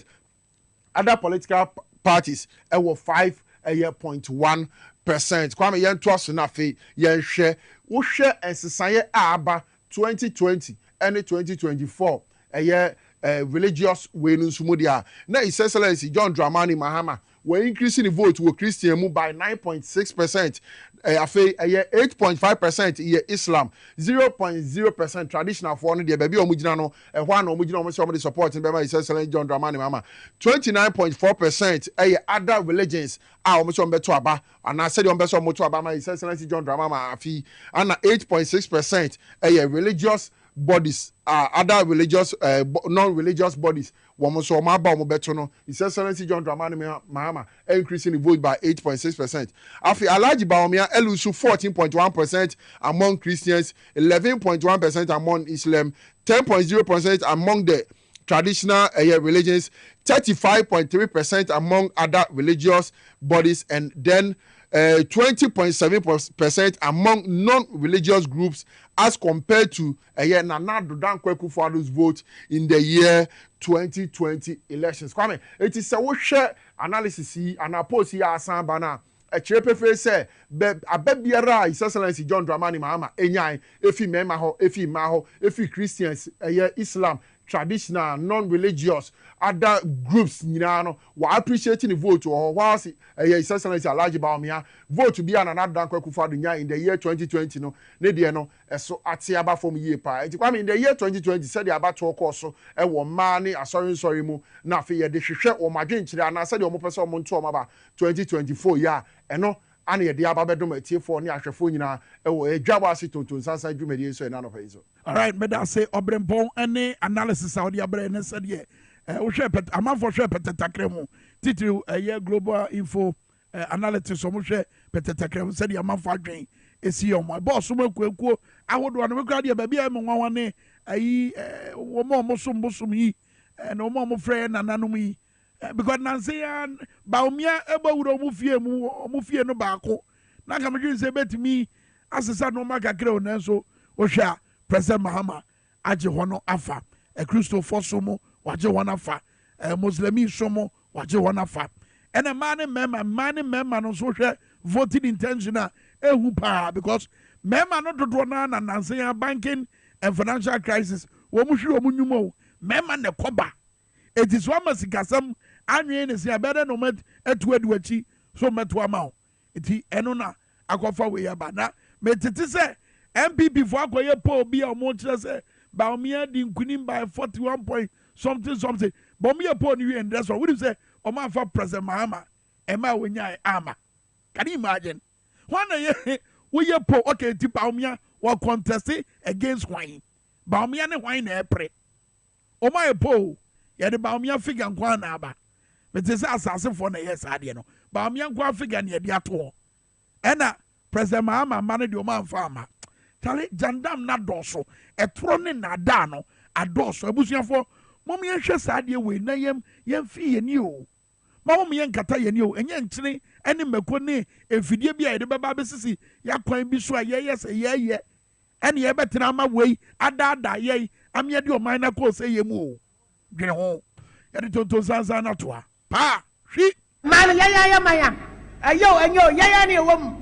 yɛpɛ so obiara ba DwaboAse bi na asɛm bi ɛwɔ yɛ mu ɔka na mɛma no yɛyie kunsum yɛmfɛ mu man mɔtoro mɔdwo yɛmfɛ mu man mosɛmpa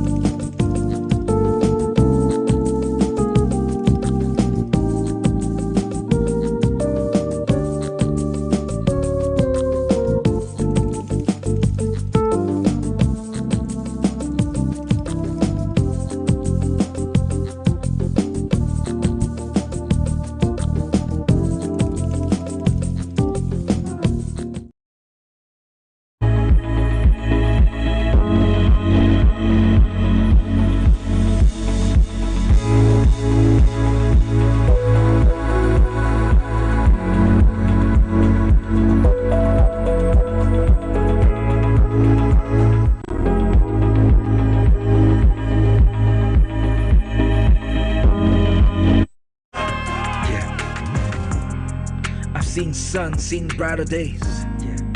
Way back in the Mahama days, $1 for CDs, we used to shout, hey. Today the dollar be more than 2 times 8. Yet they wanna break the 8. Jack, never again, hey. Jack, never again, hey. Jack, never again, hey. Son, come from my son, my chicos. All I want is media, my brain is so make sure I'm going back for. My brother, my sister, make you shine your eye, go for. That's the year. And you are Mr. Mobile. A brother go. If you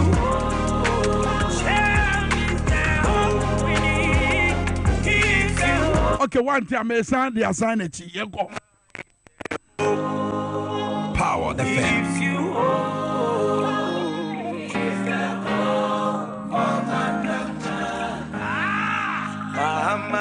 Go.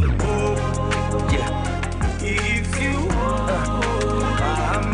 is there, yeah. If you is there, we need. Yeah. If you is there, come on. If you Tia, you go. I've seen some brighter days.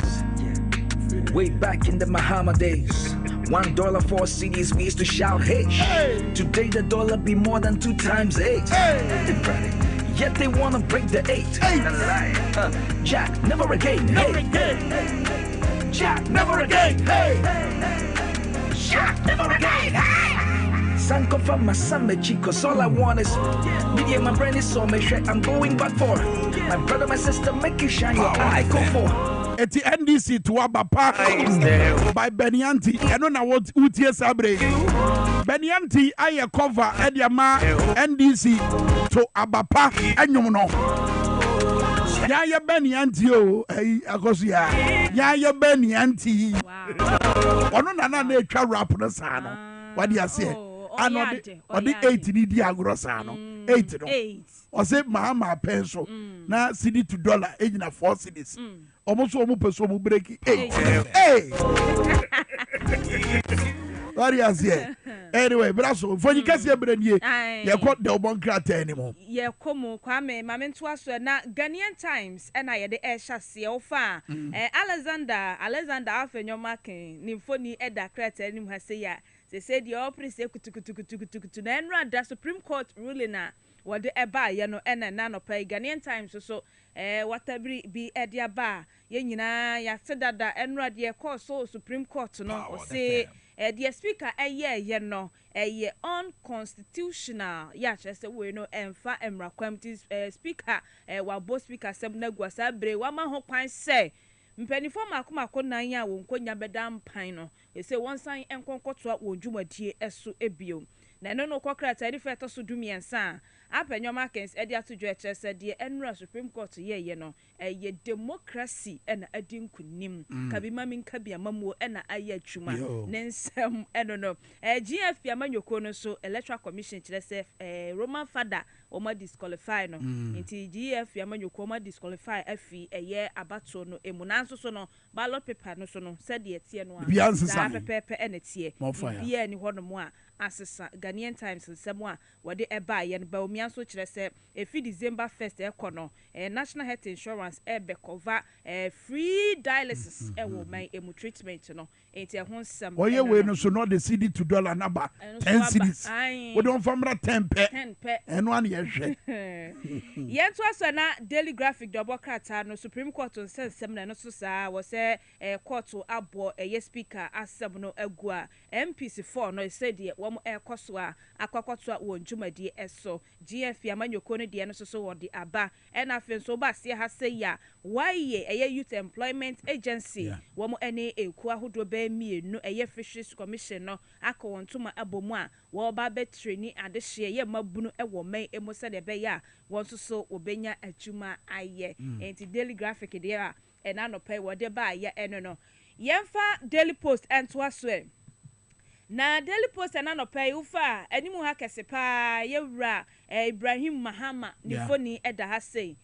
kanima mpani Yera John Dramani Mahama ne nua Bema Nimpon eno no we businessman wa Bob Bill Pagina na so a na ochade ye abofra ketua bi na assemble da bonte ye nua no Joy for na Joy FM sakwada no ni kidney mienu ni nyina sai ya sabre no wo hia se wo be transplant ni ebi na kwakoto sikasem nanso ya papa Ibrahim Mahama te ya pe $25,000 wachia sikani nyina esa kwada no 13 years old girl one fanko na one koye ni kidney transplant se na be ya kwada no obenya enkwa enti eno so akoye enigesem pa na ofa asie ha so a yewura Dr. Omane Boama wono na ye director of elections ni IT edema NDC amanyokuo no wono so kire se December 17 ni duru na se ye kwakoto aba no a wode ato NDC party anim supporters ni nyina ne ade hye nim se ehu behia se EC officials no wo mo kenkan abato no nyina wie sunsuanso ne ba pink sheet no wonfa bi entale police ban no ho asase na be ya results no ye nyina behu se NDC nya se MPP nya se na aboa ama ehu no na omoye sa na ye tam ye phone na ye de twitwa what they farm one nyina na wutwa what they farm wo wi atwa wo free wo kakra twa what dey me kana say eno ano na yera Nilante Vanderpoy odododio abaton pesa so ma shebedwane eno no na wo se wo mo enkomra shebedwa fie sese yo so mani abre pa ene court ni ruling aba ene ono mo rocks in dafia mako ofia ono so ofia ha ebetie bi ono so woka wo se de wo mo koyom camp on beba pa de age se yato aba wie December twamu a ene wo beba emra shebedwa fio enti Daily Post de so a eda no pay wo de eba ye eno no Daily Dispatch so ede aba ye papa papa JJ Rollins a waka ne baby nyankopon fa ne kra NCSC e drama fo so a na yaka yanom emfie nan pepepe ne enrada ya papa eka enchine egu ye enra me hu ye Dr. Zaneto Ajima Rollins de na no atwe e wo ne Facebook ode one ne papa mfonyi ode ato status and o say edrumre say an makai wo o say wow nanse na 4 years abai drama fun so na yaka yanom oh papa J nyame emfa ne kra ensie pa wa ye bia magana bia magana ti enrada na akoye arehosem Kwame medi wie the Herald Dobokrata na asofo bi o wasante mantem oye kumasi asofo no ebi ya dodo na fe ne se pastor Saint Sack osofo Saint Sack na wakyerese afia bato no Yera Mahama wa predict se obedi enkunim enti osofo Saint Sack wono wodi na asofo juma ewo kumase asante mantem wasi wa hwepete takramu ni nyame akasa ahunu se Yera John Dramani Mahama wono na afi bibia tra asofo so de odi abesoso bibia tre wasi wo hwa America de kra Donald bibia tre sofo bibia tre eda se wai o Kwame ade na se bibia tre ana ono no de no ya kasa kire na nsa na so ono no de no nyame na ya kire no so nyame da na di wa hunu hwepeteta na se nyame so fa akwaniasa hodo so na kasa kire ne manfo eti obetimi de tebia akasa kire o meboa na hwe ombrembrem tebia mu a e de na ka kire o enti ono so dia de bae no why yefo dia say wo mu training emabuna hodo wo eye fisheries department no na say fa ho no eno so wo de aba ene anopai wo de Herald Dobokrata no emo wo mu chese emfie be mienu atwam ekoni ubo wuramu wo eye Jubilee House a fraud bi ekoso ye fraud case bi ekoso wo hodom nam so ama uraba kwa ye friend say Nathaniel Ankoma wo chese ono no na onka ho ehwehwemu ebeda de pefe ese wono no sa fraud na ekoso 3.7 million fraud na ekoso no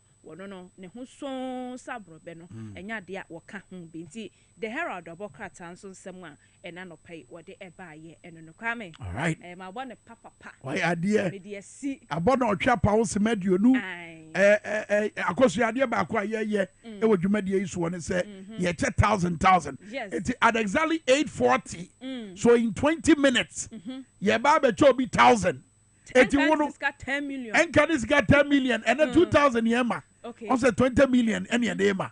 It's yedi kama 10 million. About 945 wa bramene honorable rocks in nature da fiama ko edi komono swa. Neno so yama another 1,000. Asana dwumadi no aba na wie ye.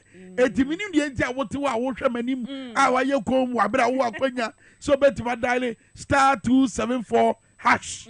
Star 274 hash. Star 274 hash. Star 274 hash. Kagum.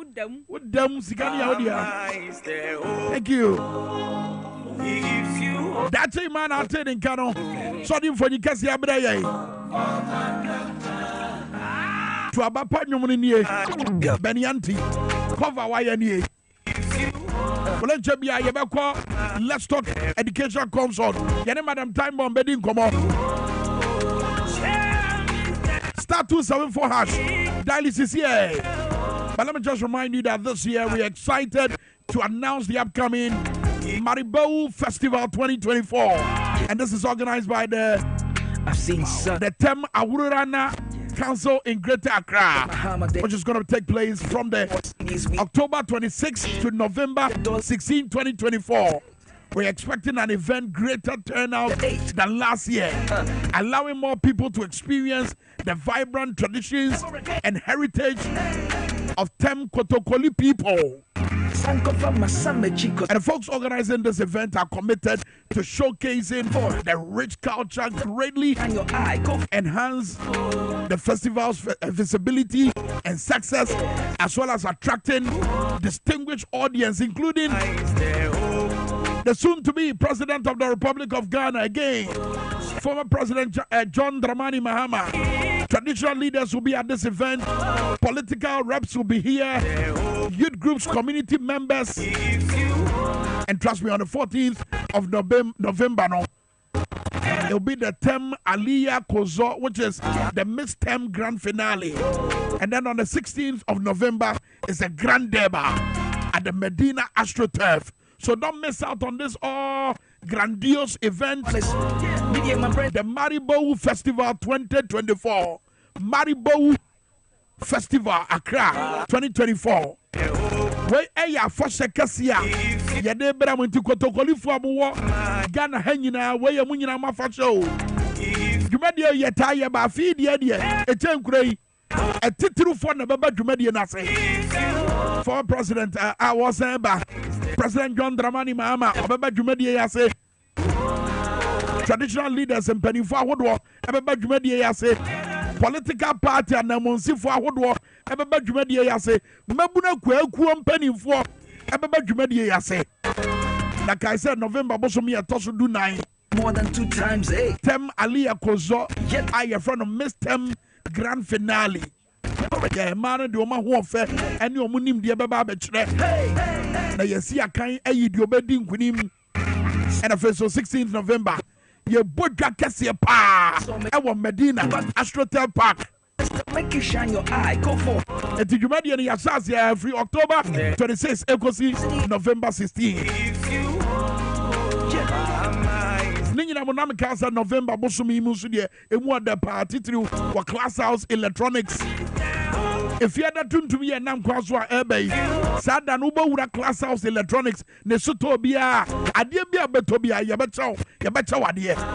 And now, while bear wagon sell top blenders, air conditioners, iron, washing machine, gas cylinders, tabletop fridges, and in the Akika one. Yabacha, dear, now what Torosonia, Chawa, dear, free. Punjari, Umpewin up at the oh, yeah, and it does 178. It to better for Class House Electronics was 059 890 2908 059 890 2908. Kaisomun Krabata no Matwapete Ghana Fanana. Etifiada Tuntumwe, a Class House Electronics. They say Class House Electronics nearby, Yabakwa Diga, Yabakwa Toya Noma, Wabra Yewura Bronya Imo. One echo 059 890 2908. Class House Electronics. Dial star 274 hash. Star 274 hash. Na 1,000 ye be odia. Yeah, that one about what TV so what radio so you call a Let's Talk Education Consult. TV so your best see a man come baby.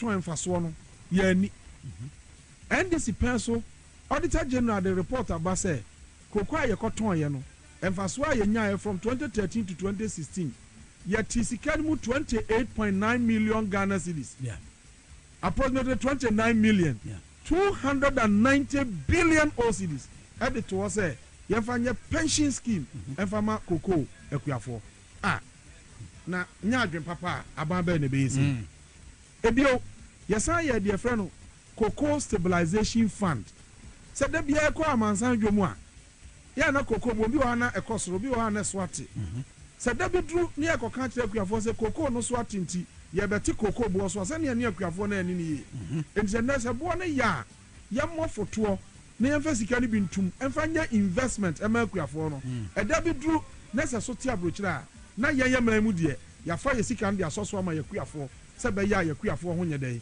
ɛnkyerɛ wɔ na wɔnya adwen papa a wobɛyɛ dɛ no watumi ayɛ wei ɛno akyi no ɛyɛ ndc pɛn so ɛna europe na meyɛ regional minister wɔ sunwane mewɔ hɔ na uk ambassador us ambassador australia ambassador na canada ambassador ɔmbaeɛ no asɛm baako ɔmde baeɛ no sɛ ɔmde nsɛm mmienu na baeɛ baako yɛ migration na amanfoɔ nante fɔma fa desert no so ekɔpie wɔ europe bi wu ɛkwan so no na ɔmo sɛ brahafo ɛna na elidi wɔ saa deɛ anim nti ɔmo ne me bɛyɛ discussions ne ahwɛ kwan bɛfa so a yɛbɛtumi aresolve number 2 nso ɛyɛ sɛ yɛkɔkɔ mfuo no mu no ɔmo hu sɛ yɛ ana akuafoɔ no yusu nkwalaa child labour ɛwɔ kɔkɔ mfuo no mu na yɛde ɛkɔyɛ saa adwuma no ɛno nso tia mmara nti ɔmo ne me bɛdwendwene ho na yɛnkɔmɔ twitwi no mu no ɛna me draw wɔn attention sɛ ɛnyɛ sɛ yɛde nkwalaa no ɛkɔyɛ adwuma sɛ yɛkɔgye wɔn ho sika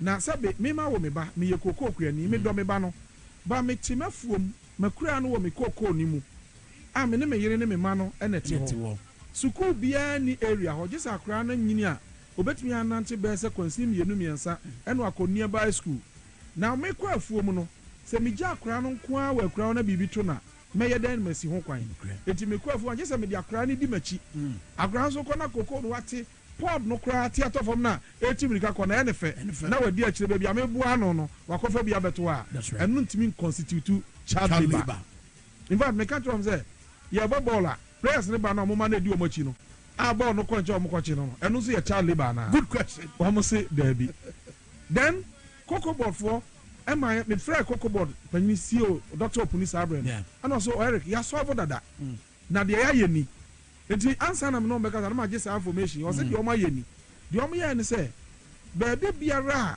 koko akuafoɔ no wɔ a sukuu men wɔ mo no cocoa board mfa soɔ ne bi esi school wɔ hɔ ɛde ama saa koko akuafoɔ no sɛ bɛyɛ a sɛ wɔkɔ na fuom na just a walking distance wɔbɛtumi de akwala na yɛ dɛ akɔ sukuu make us say school no me constituency Dr. Opuni ma yɛ baako ai yɛfrɛ kuro bi nna nyinaa nsɛ ɛhɔ na yɛkɔ sisa cocoa board school dan kɛseɛ no ɛsi yɛ nti dan hyehyɛ yɛ aneda hɔ na nhyɛ ne da hɔ anam yɛ yɛsisi school dan sɛswini bebree a na yɛbɛsi teachers quarters aka ho sɛ bɛyɛ teacherfoɔ no bɛnya baabi ayɛ dɛ atena na aboa akuafoɔ no baabi a yɛdua kokoo yɛ kokoo growing area sɛ ɛyɛ kokoofoɔ si kɛnti ne yɛde boa saa kokoofoɔ no NDC free so yi 8 years ni MPP nsi saa school no baako koraa how why because wɔsi dabi ɔbɔka no ɔnkɔfɛ sika hene wɔsi dabi ɔbɔka nti ɔnyɛ baako koraa afei nso nim yɛkɔ cocoa growing areas na baabi akuafoɔ no wɔpa baabi a ɔmo nom nsuo no na ɛɛdene baabi ɔba cocoa kuani na wɔn dua cocoa ma afi bia Ghana nya $2 billion United States dollars ɛde ba ɔman mu no na baabi ɔnom nsuo stream ahaban titi guma na wɔde cap akɔsa bi na wabɛnom ɛwɔ fie nti wɔn sɛ ɔha na nsan bi yare ahodoɔ no cocoa board under NDC John Mahama bra na Opuni yɛ chief sɛ no I was here changing no nti yɛde solar powered boreholes bra from kwama 117 sɛ yɛnkɔtutu wɔ cocoa growing areas no saa borehole yɛn hɔ yɛyɛ bi kora wɔ community yɛfrɛ no nhwɛ nɛ yɛde solar ne si wɔ ne yɛsi polytank na yɛayɛ nsuo no kama ɛde ama akuafoɔ no na oyɛ a ɔmanya chin pipe ni sɛ yɛ na nsuo furo na nhwɛ nɛ ni bɛte paa MPP baa yi 8 years wɔn nyɛ baako koraa unim why kakyɛ wɔn sɛ Oma bokanti omu nyes ka nyede enye sa adwuma. It is just a miami and shooting ne sa no my way says galamsey aseni. Better no man musio. Galamsey na asai koko ni nyina no. Eye koko adwuma na ya sai ni ntia. So, o say kuani no ye rational. Me koko na me didi ho en na miska. Afi me kali koko na menya sika kama ewom. Menya bi hwe me yere, menya bi hwe me ma. Menya bi tua me school fees kura nya didi kama. Obi se kuani be makwan se be fa na sas no koye galamsey. Nemom sa wo sisi kuani no e ma koko no nya hwe mfrim. Adwane obedi kura ye den. Nioma bo nyina na ekọ be ya inflation ni ade ne nam. Na kuani no tete onya hwe nya. Obi ba sa ni fe sa ma 10 million. Na nka me dwu koko yigu. Na me de ya make me to afiri nyina ma nya 10 million. So be ma me de why not? Imagine tentem. That what man say? Matthias. Enti I was say ye makua adwuma no ehu hia yen. Koko board frontiers ye say koko no ye dua no wira mu ye nua no office ho. Enti all the sika nyina go office ho na mpanifo mo de ye mo adwuma e de ye mo hu ya. Koko adwuma no wa ye dai wa gu no 70% ebe makuafo. And then I come up for 32%. Wow, that's a rip-off. And I come up for 32%. Okay, I'm say, I Coco Boda Bocada Hono, Yanya Daniel Triacan. Why the Bocano? A Quiafon the boy and now, more my former Bocana to her.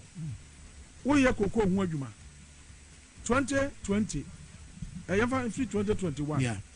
What's Coco 1,045,000 tons? What's the Sika me the boy Coco Wajuma na Peja?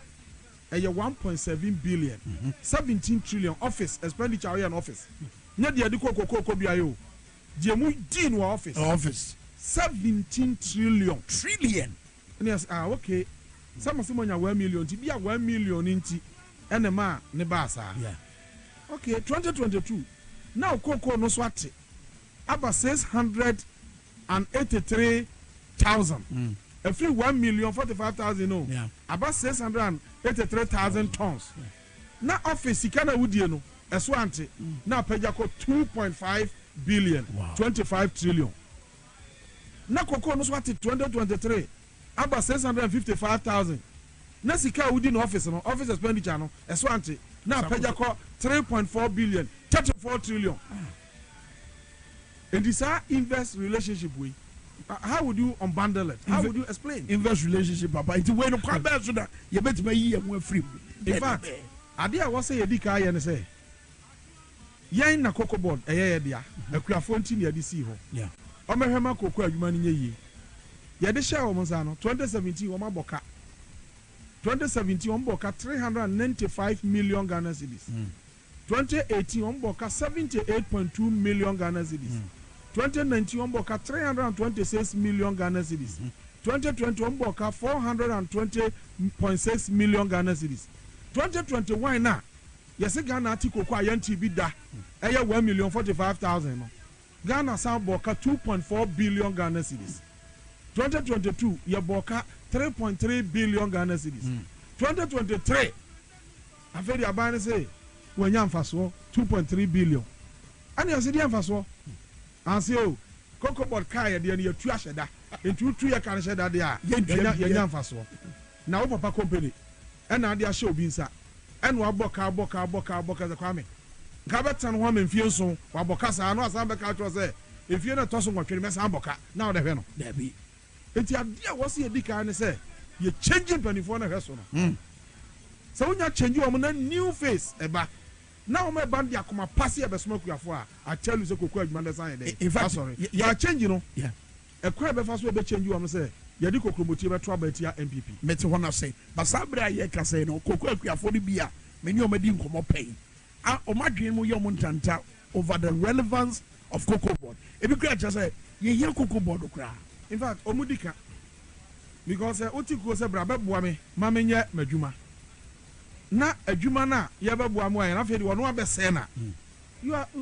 quite so complex ade we oni hokra and can fast was so mo abeton mo ade in fact omudika but senka yenya wo mo a e wa kuafo no e wa akomam say ye be boa amaku adwuma na ye yie na ye bibi amanchirima anya ho mfaso e de agyaye din a megi senka kuafo be mu Coco board no e ho mfaso in any case Mami man fan fi here. Rolling Stein. Cocoa board. Koto omunya mfaso. Omunya mfaso na. Na mfaso we dey tua bonus e dey amaku afo say koton ye no. Ye nyes kakra mo so munye kakra nye dey enidi. Owura ko 4 pence. Ono so beton wonya mfaso. Ono so mfaso no wode bi maku afo no bonus. Ye wura tames e be ye ne sa. John Mahama e be ye ne sa. Nana Akufo-Addo be si so yi.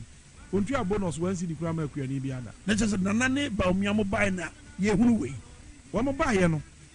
Koko die. Just bonus won tua bi da because afi bi oboka. Wow. Enti na make a say wa confirm manager say mehwe wadwuma ma so. Wa boka say mfie nso. Wa san ka jo say mfie nwotwere kura na mesan boka. Wote ne ho ye den. Wow. Also change no. Say wo dia de wo tie me no. Ne papa adwuma ni a enka say adwuma fo won change wo mo. Enti the only way you betu a change san kofo we ama akuafo no ye koton kokko a wo musika wo nsa aka no. 7 December. See a diko promote be trouble yi MPP aban day. Afri ho. Na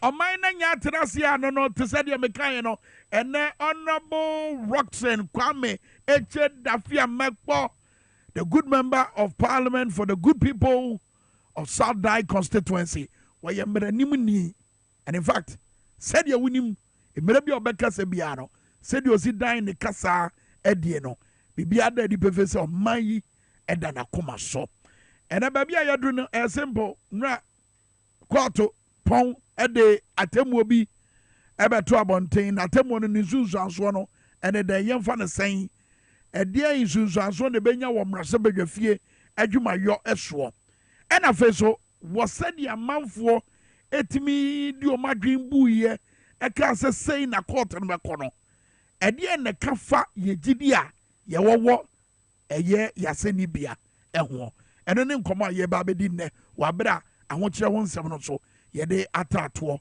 ɛwɔ yɛn nkɔmɔ twitwi mu ma me ma honorable akɔ aba na me nana sesɛ wabɛka yɛn ho wɔ fie honorable Roxanne Eche Kwame Dafia Mekpo yɛn mo akye mo akɔ aba Kwame mejoso mechia etiefo nyina no pay etiefo ni ahwefo nyina na wase omo hwɛ yɛn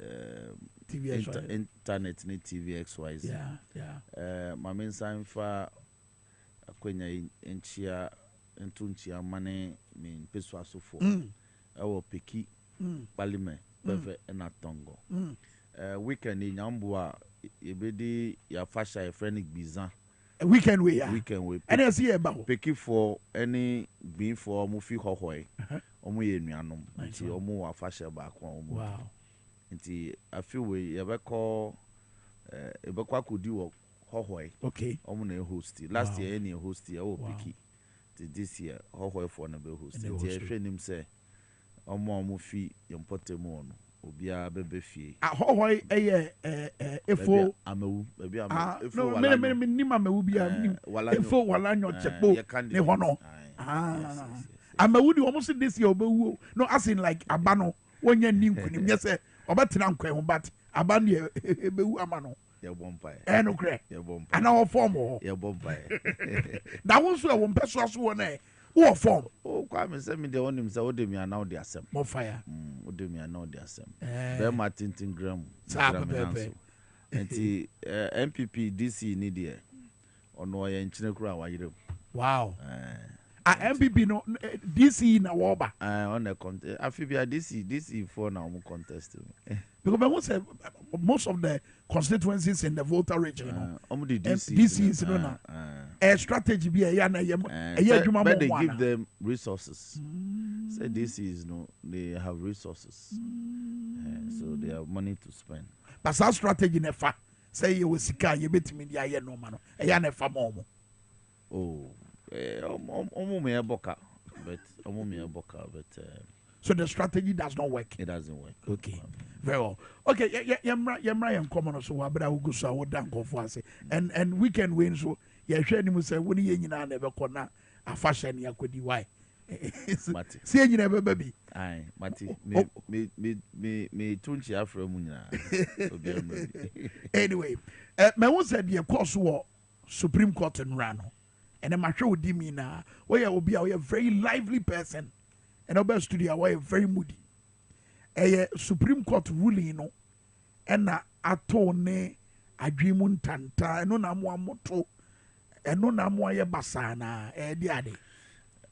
Kwame, enwa na eha esan se unim senior parliament di juma parliament juma di etie na ohwe dia Supreme Court aye and omo koso eye na eha ade ade no maye. For instance, parliament aye na juma yen okaya ye the bill about private members. That's they right. Pass a bill into law. Obi the asema to Supreme Court say omo form to parliament so that yemfa omo maho kwan yemfa bill no comma president.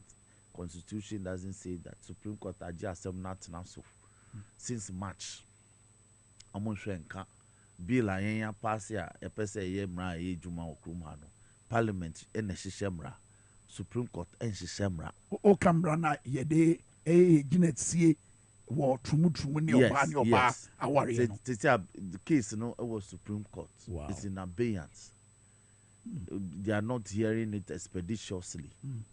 And the parliament and because injunction now you call injunction in one sem no strangely make and Crawford say it ICC, but you don't do that to an organ of state like parliament. You say injunction now yeah interim order no I say bring interim reprieve no or say you won't give ruling on the injunction until the final determination of the case. Yes, we himself the pendency of an injunction is injunctive enough. Once an injunction was outcome ni nyama no so banya esimen na nedi no uni hu kwan se obeda nedi and it is no parliament cannot send forward the bill to the law to Mr. President for him to sign and as a on signing. Mako High Court to ask for mandamus. High Court ni say part of the matter is before the Supreme Court until no so no on to me. It's in nature said the other next speaker can say Sabra Mobat na see mu no obey say what the krata na besan ko mampanya so ye ono enam say assembly was any bia nti what me nya sa de no. You can't send it. Wow. And the parliament say hey juma na Supreme Court abed na ni supervisor. Meanwhile Supreme Court is not a supervisor of Parliament at all. But so kasana sana. O kasana sana. Supreme Court kasana. And yes, I Supreme Court kasana. They commit errors, so it can go on review to the same Supreme Court. So Supreme Court come. Onim say Kroma.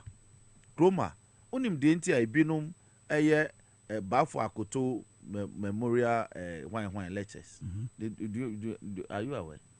It didn't know more. Because there was a Supreme Court in this country that, according to them, gave some wrong judgments. According to those who do the Bafo Akoto memorial lectures, Musi Supreme Court in this country. Yes. So they staged these memorial lectures to bastardize the court. Wow. Yes. Every year they do it. The people who do that are the people who are doing this today. And one. MPP for it. Say yeah, Bafo Akoto memorial lectures now. Yeah, show one. Go and find out. But to boss in the church level, the scene ra court in a bua say near speaker ne ya would declare say in Kunyane Dampino and Famra Quemino. Won't see us here 1 year why and 1 year the other. Now, speaker the oye and he say what constitution soft copy. Fabra. Article 97. Article 97 constitution say a member of parliament shall vacate a seat, shall vacate if one he dies. And the Kwame say John Kuma wuye no a speaker ya announcement say ni wo ni ntino na konwa ato ntino ehia say electoral commission ya by election na ye pe replacement no was it unconstitutional? It's the same article 97. 97. 1.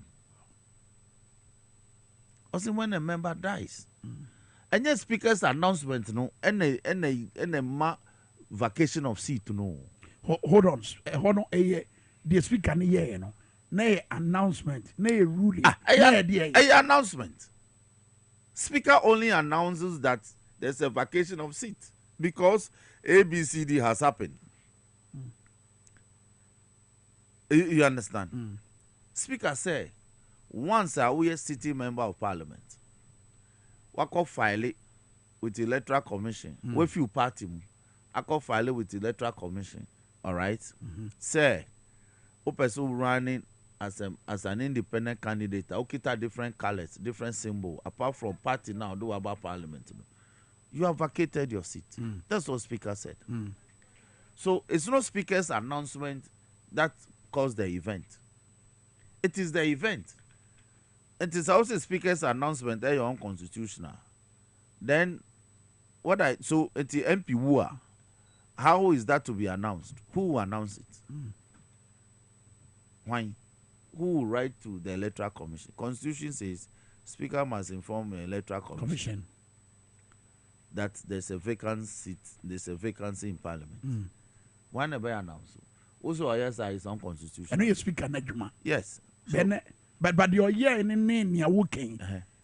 I mean, how different is it? And you're different. I mean, so Obi adan MPB adan Bunkum so. Yeah. I was saying. Who do Bunkum so? I can't want some. As I said, there be a say to dwa. And away so we're free the party mo. Constitution is a Obi free the party mo. A cordon party for. And now say. A person independent candidate. It's a say nakunya nato. But when you're why? No, Abana ye betuno no. Ababen. And obey. Abana ye 2024. This parliament's life ends at the end of 2024. But Sabre where why? Oh, you're a member of parliament. In a constitution, it's a constitution now can say a candidate. Or see a member of parliament. But one some year. A member of parliament wants some year. So say a member of parliament wants some year. Yeah. Na a year a month for one in persuasion. Yes. Omo here will be obesi man name. Yeah. I didn't think there was a man akonya ne dampan. Because running man who quite say your best son. Oh. Yes. But the entire MPP 4 year the omu ye ni say emrapona kase says Saturday ni see within 90 days to a general election intimate sano. Electoral Commission cannot hold a by-election. As same way, it's the August. It's the August. Can MPP for me a by-election? Come on, Sir City Morrison. Come on, Sir Kojua Santian. Come on, Sir Formina. And can Formina back no as contest as an MPP candidate. No, a back. That is what they would have done. Because me know can say 2 years ago, the motion by Parliament said Speaker. The same speaker and then almost trinasi. Yeah. Almost speaker and declare Adwasafu seat vacant. Okay, Urefi. Because Adwasafu my parliament. My parliament, yeah. And the ministerial Jumakra on some motion is pending. And to me Kwame the firm for your call back, I will trigger it. Until this numbers game of parliament, you knew. It will make us go back. You to abandon we are back. And you Nancy Munaboko. Because near to free up in your market money, Katie Amon Homo, and say, Sabra Supreme Court, and then at Temuabano. Monsam Franny and Yajuma. Now, why not? Now, say Constitution is the only speaker can summon Parliament. No, you be on Namunko Court, Namunka say he has acted unconstitutionally. So, why would it happen? No issue summons to recall Parliament? Why Katie am an onye? It's a penny. Apenye so a leader of onye near. But so yeah, na ye frau bako. Ah, now can Apenyo recall parliament? That is the issue. Obiani ni to me. Omo kasa je. Omo issue summons ne. But Apenyo said yeah. Or your leader of government. No. In recalling parliament. Yes. There was why yeah. So Benya a yem rasebega for. Oh, so per recaller. As for recall him the SOA. By article 122 accept. So person sign recall parliament. He can file it today. And the crumble team has file it. But who file here? Speaker will have 7 days within which to act on it. Or acting on it, he has to give us minimum 7 days notice. That is 14 days. Speaker, we need to know. We didn't say obey. I don't know. Say speaker, Bumraso. And who will file obey. But I can't yaka. Because the days of Obama days, 14 days. 14 days from now, 27th. 27, now 10 days near to Aba. Maybe Trump Parliament. One day to Aba, need speed, so Obaha. Obane BBC. Na penyon ankasa ni MPs for okra omumba. Ufre parliament 10 days to general elections. Now when say election ankasa yes 2nd December. That's right. Special voting. Yes. Soldier foreign police. And thank you. Yeah. Special voting 10 days. Into Ufre parliament 28. 4 days to general election. Who will come? Power. Everybody is even MPC. Don't come. So all this come about New Year majority, New Year minority. In the parliament way abraba asa. Was it soon no? So mo kwatena sa eye enkwanya na mote so dada na. Ebe diet ye omo. Na wo soon wako Supreme Court akoswai.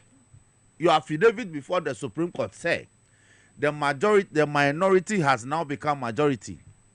And you, the minority MPP in parliament, you have become minority. Mina miswaye. Ono ankasa na akoswai. So sasem no ono ankasa na aka osunsumu na aka no. Because when you swear to an affidavit, uswai. Waswai aka. Nti abeye ho. So onimu amamenkai no. Eti tia what tia ye nsentwe for say we a majority leader na me and friend no leader of MPP caucus na. A hot air. Bruni says a hot air. A bomb from a show. A journey to nowhere. Now your majority leader and young crab on this parliament now done a majority leader, but now Nanzo so a majority leader. They move government business near her. It's ruling their course on Rano in taking effect any money. There be until parliament takes steps to give effect to it. A friend execution. Wow. Bisa lawyer be say court my order. Don't we execute the court order? Yes, any serious lawyer will tell you. Anybody who says this ruling is automatic, they don't understand procedural law. With all due respect, but those of us who understand procedural law, it is not over at all. It is not over at all. We have to take steps to give effect to the judgment. Those steps will have to be taken in parliament. And parliament is not an individual, an organ of state. It's a whole gamut of state institutions. Parliamentary service, the marshals, parliamentary police force, before the members of parliament, which is qua parliament, 275. But Santi has any edumano.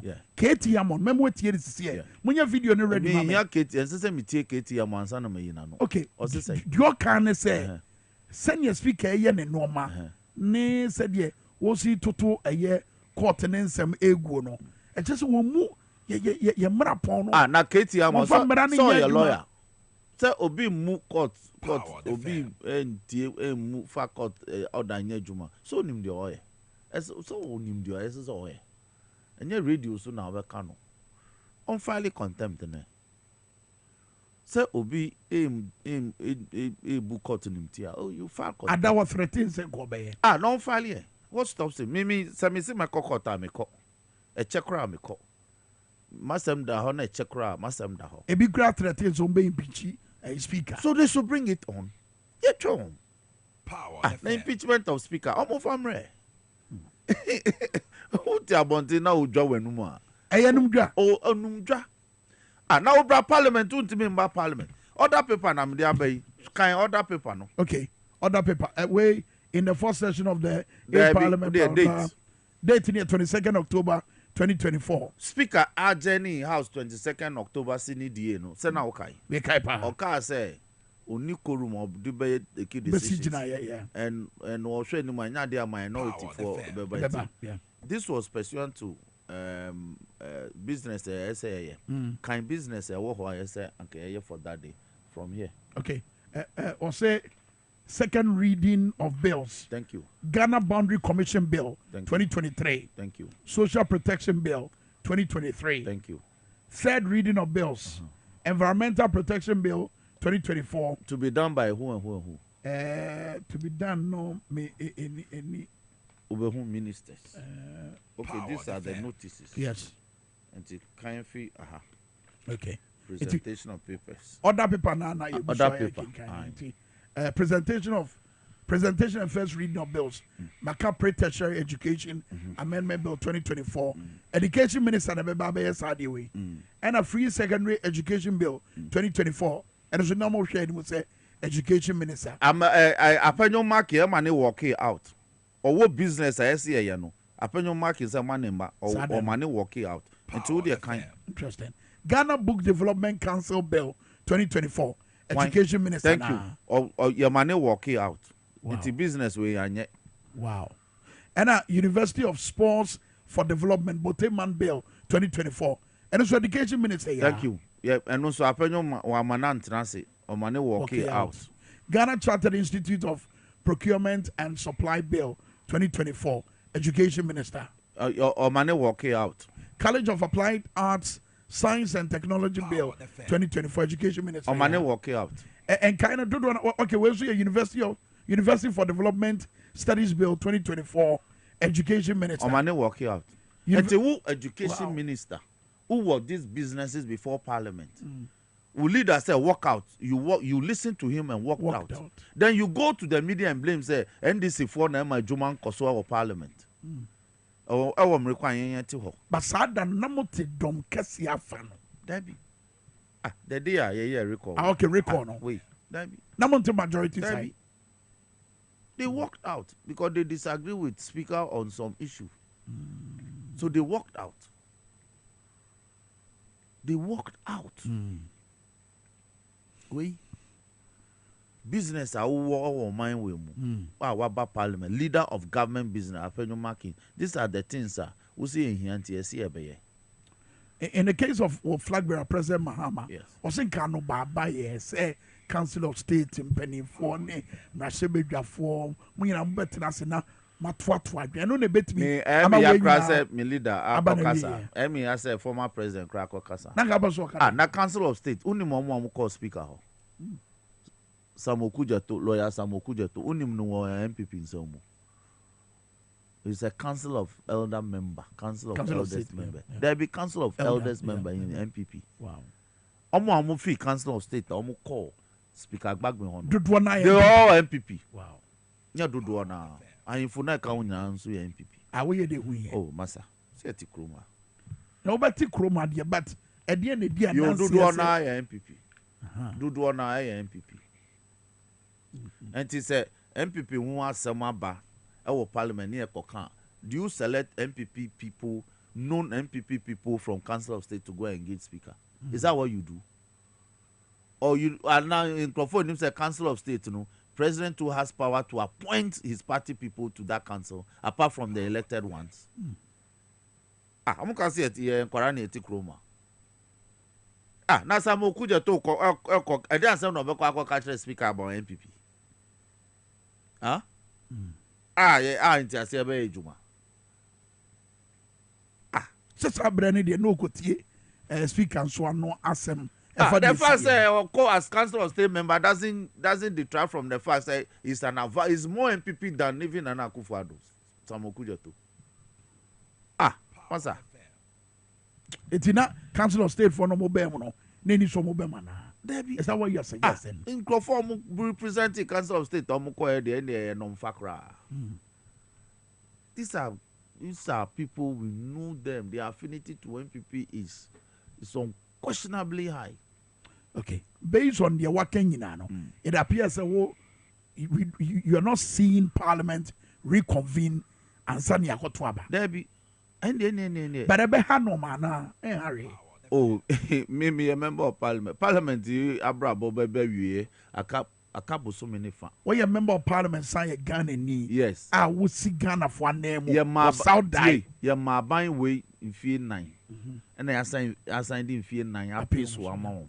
In fear 9, they account amount. I can't be soon back on our baby. Nothing now, what the rules say, oh, no, who Jume be as we are now, a yaketry. I mean, to some I was here the butter free SHS. Ah, now free SHS. Udi bar 2017 January. Ah, November 2024. And sana udi mrai ba besise. Ah, but can even this one who bill no? It's a very voluminous bill. Voluminous stress a soon. Damn. Now, udi busumi never pass free SHS bill. It's not possible. But no mo can e mo madwen yo mo say mo nya mo betwa free SHS. Ye twem enti na mo say samra na ye be bata free SHS udi policy na governing udi policy na rani. Adentina GM nso ntimi fa policy rani. So at the America. So far 8 years now running policy no. Who running program no. Policy now, government policy.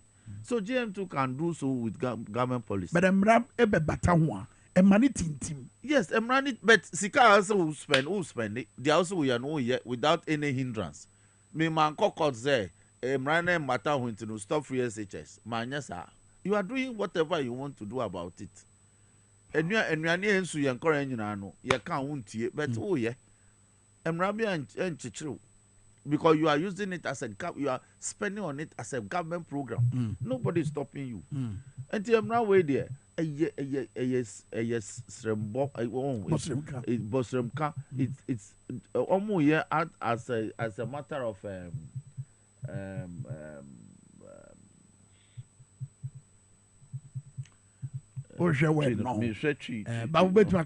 yes, you know, as a belated attempt. Akechi. Oh, so because your first reading now.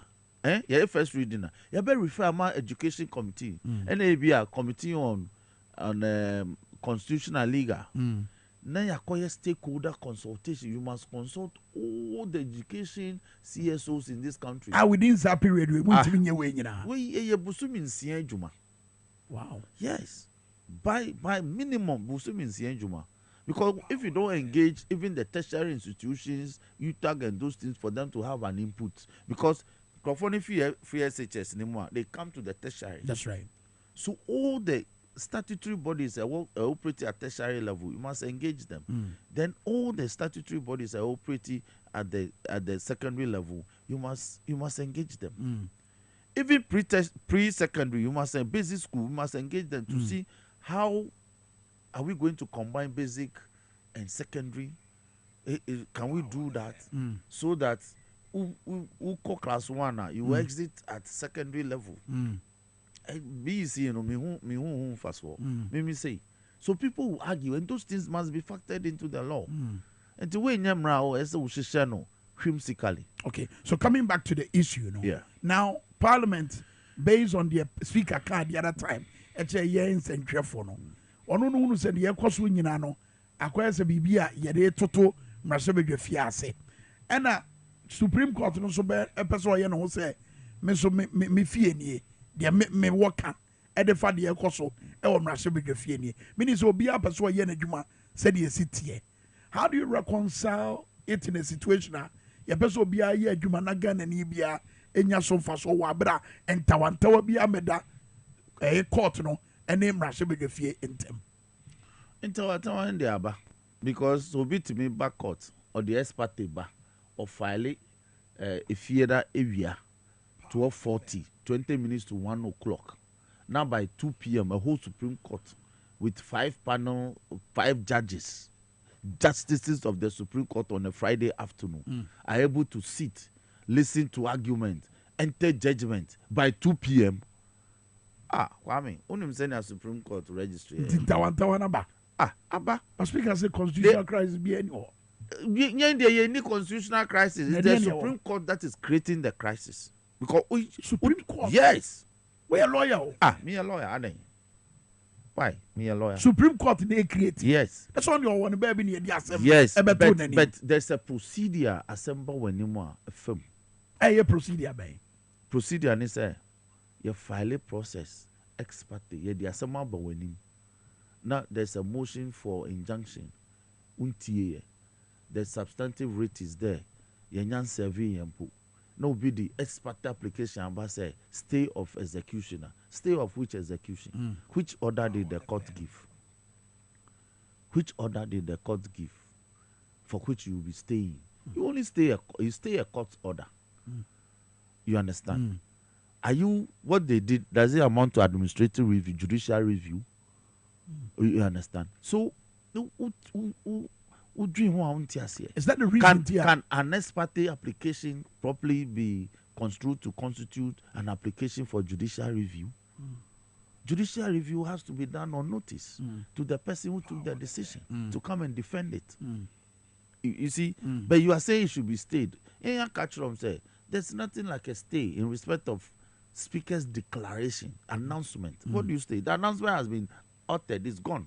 With the air, it's gone. It's taking effect. If it was an announcement, because let me tell you, marking. How did your marking see say nay ruling? Because may assure say it is on the basis of they are coining it. They've used all sorts of language. Speaker only announced that given the evidence presented to him, the following have vacated their seat pursuant to Article 97(1) G and H. So the word ruling, wine and a debate. Is Speaker is he a judge? Speaker, is he a judge? Because argument in number as a speaker, maybe and I'm saying Speaker, is he a judge? Speaker, with all due respect, is one of the most fertile legal minds in this country. Forget it. Oh, he may not be a Supreme Court judge, but who the Mrakba, who the Bako. Procedural law. There's no better authority than Speaker. Master, there's no better authority. My catcher said there are a group of people in this country. They be Riakoto lectures. Do you know why they do Riakoto? Because they claim that a certain Supreme Court in the life of this country in the past gave certain decisions that were horrible court decisions. But a lawyer for one will come abroad for say. So the Supreme Court can always be guilty of giving horrible decisions. That's the point I'm making. So where a horrible decision? Anna? It's a horrible decision. It's a horrible decision. I cannot argue for this decision anyway. It makes sense. So are you saying when a member of parliament dies, Speaker cannot announce it, and that when he announces it is unconstitutional? Because it's the same genre of activities. And there are two Article 91. Now, in fact, 91.1. In fact, 97.1, 97.2. The same article tells you, say, who a member of parliament now who cross carpet who are now joining another political party. You can stay in parliament. But when it's a measure. So it's political party me no account. Thank you. Say be NDC and NDP. Yes. Yes. Not NDP or member of parliament. He will stay in parliament. That's not cross carpeting. That's a measure. The constitution tells you that under such a circumstance, the member can remain in parliament. So the framers are very clear as to what they are speaking to. These are just a food here we are on the buy. And it's pending. Look, I'm insisting, say that business is pending before Speaker. So when Speaker pronounces on it, then they'll go back to Supreme Court. So, motion on the breast Speaker says Speaker declare just a full seat. No, no, what declare no is unconstitutional. One MPP for Subai. It's young Ghana for we are caught up in the middle of all this. No, Pacho, who constitution open Article 95. 95. Wabra will be young Ghana for you caught up in all this. No, you near question I say because you agree na and a bibu crowd ya two money I am say I saw from Kromuchia President Muhammad the other time say they want no more casa obi a person call me yeba near nyina from be got to na come you see I saw for no ya na bebre omun kanokre baby a but and Crawford so come when you know, the MPP. Oh, mum, yes, MPP say come when you almost your mind no AD agro. It's not say ye demra asha munsasa mumu o mind no. Mu ye dia mumu pe. Say when ye nipa or ye dia o pair, then I don't know what it is. Okay. Article 95 now of of 1902 Constitution. Also, the Speaker of Parliament of Ghana must be elected from among members of Parliament or people who are eligible to be members of Parliament. Okay. If the Speaker is elected from among members of Parliament, they must vacate their seat in Parliament, which triggers a by-election. Thank you. Wow. Kind two.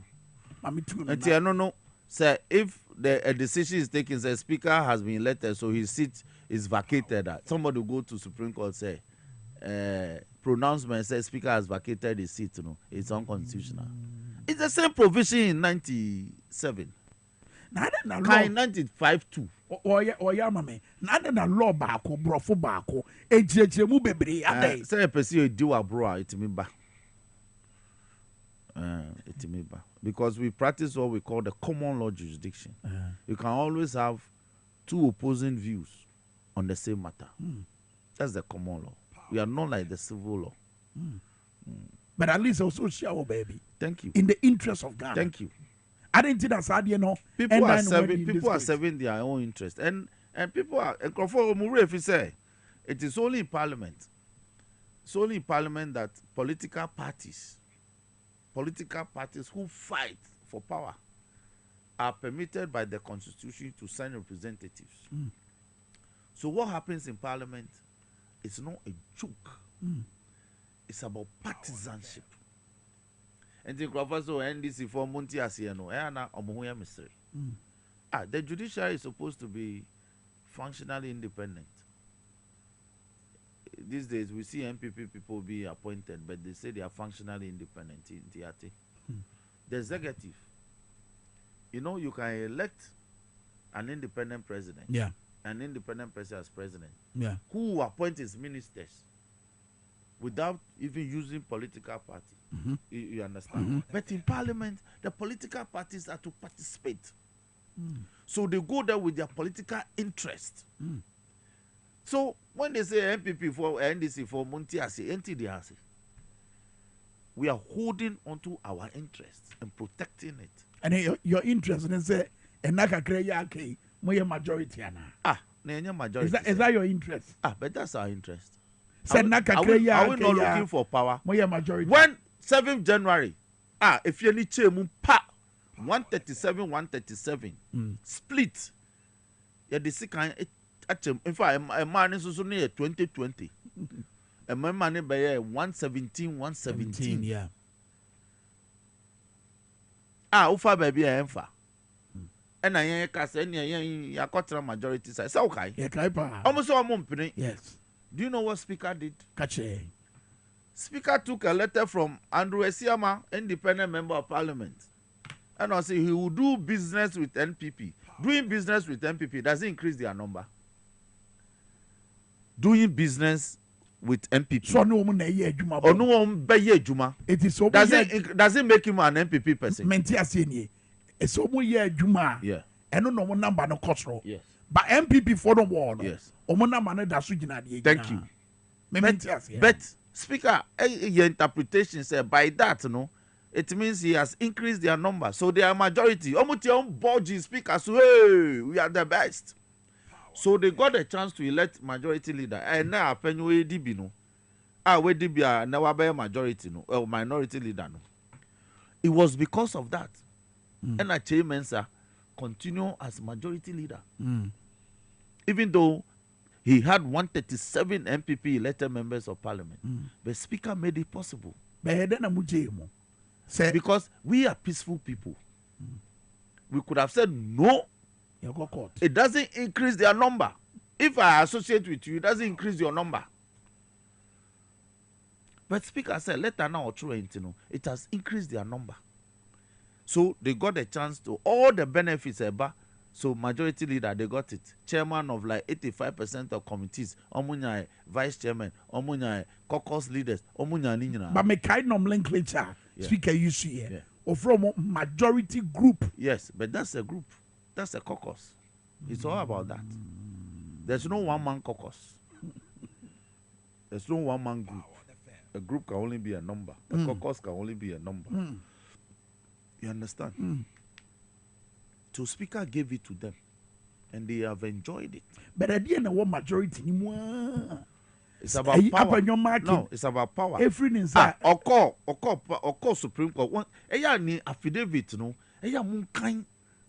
You guys should read affidavit or the court. Affidavit paragraph 8. Paragraph 8 sub paragraph 3, for instance.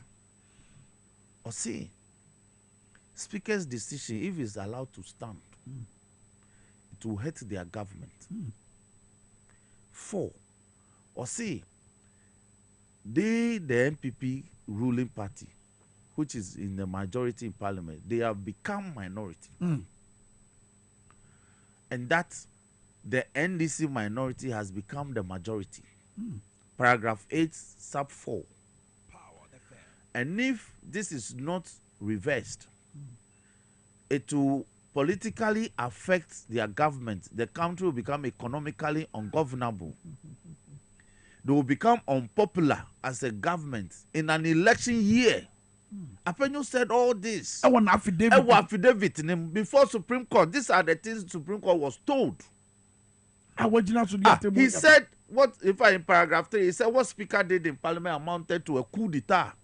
The court didn't find that the position scandalous and vexatious to have it struck down as part of that affidavit. They allowed it to stand. Wow. Referring to Speaker's conduct in Parliament as amounting to a coup d'etat. Wow.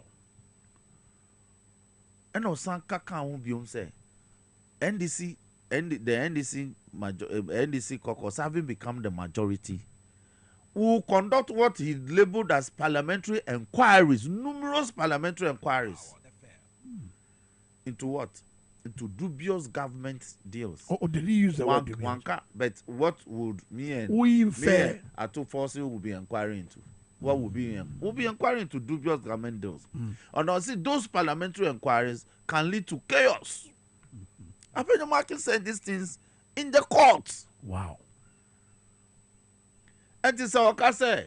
For instance, Okotra minority leader Konyanso spiritually enya. Onwan kasa watuni hu tu did that because he has gone to swear he has gone to swear before the court and someone wakaka wajiatum say already he's in the minority and he's their leader.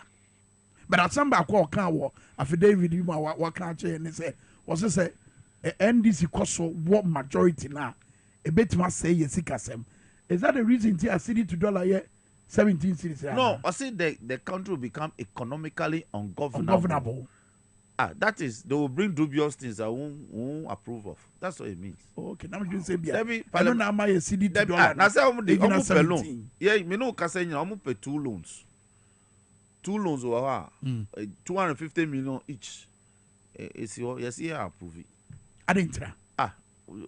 Yeah, approval loans are they cannot account for it. Suppose you buy the year Buntunyuma, but you must account for it. Obe Bob is here. I saw Obebu accountants and I'm the full farmer. You my boy came your mom or mumu contant almost to me. Yes, way. And I'm only almost to brush a bigger fee. That's a massive bitch of fear in an eight. And I make us say, yes, 600 yet to me more. They also show film in Jensen, young, it me no mushy.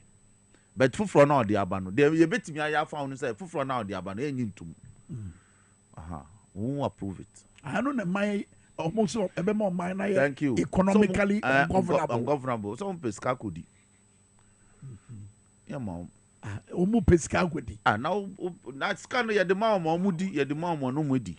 They are unable to account for it. Now Babesia pass it mean now in excess of $1 million. I won't pass it. I need dinner woody. A buy bank. Pass and I buy bank. Since the other panel, then no, yeah. or your minister of state or just salary. That's all she does. Where did she get the dollars from? The salary, Anna.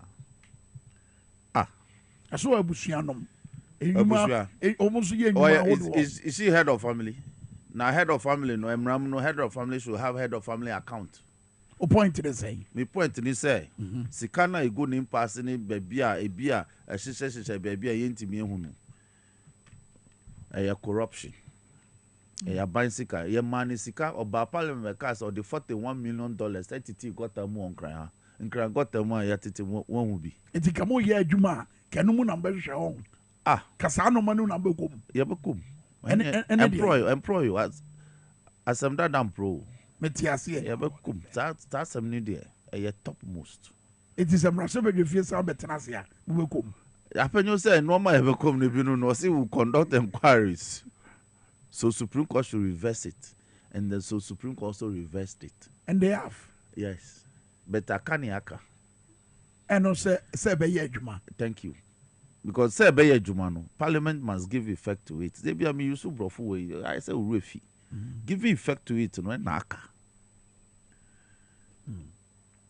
Directive need the about declaration need the about, but give effect to the declaration and naka.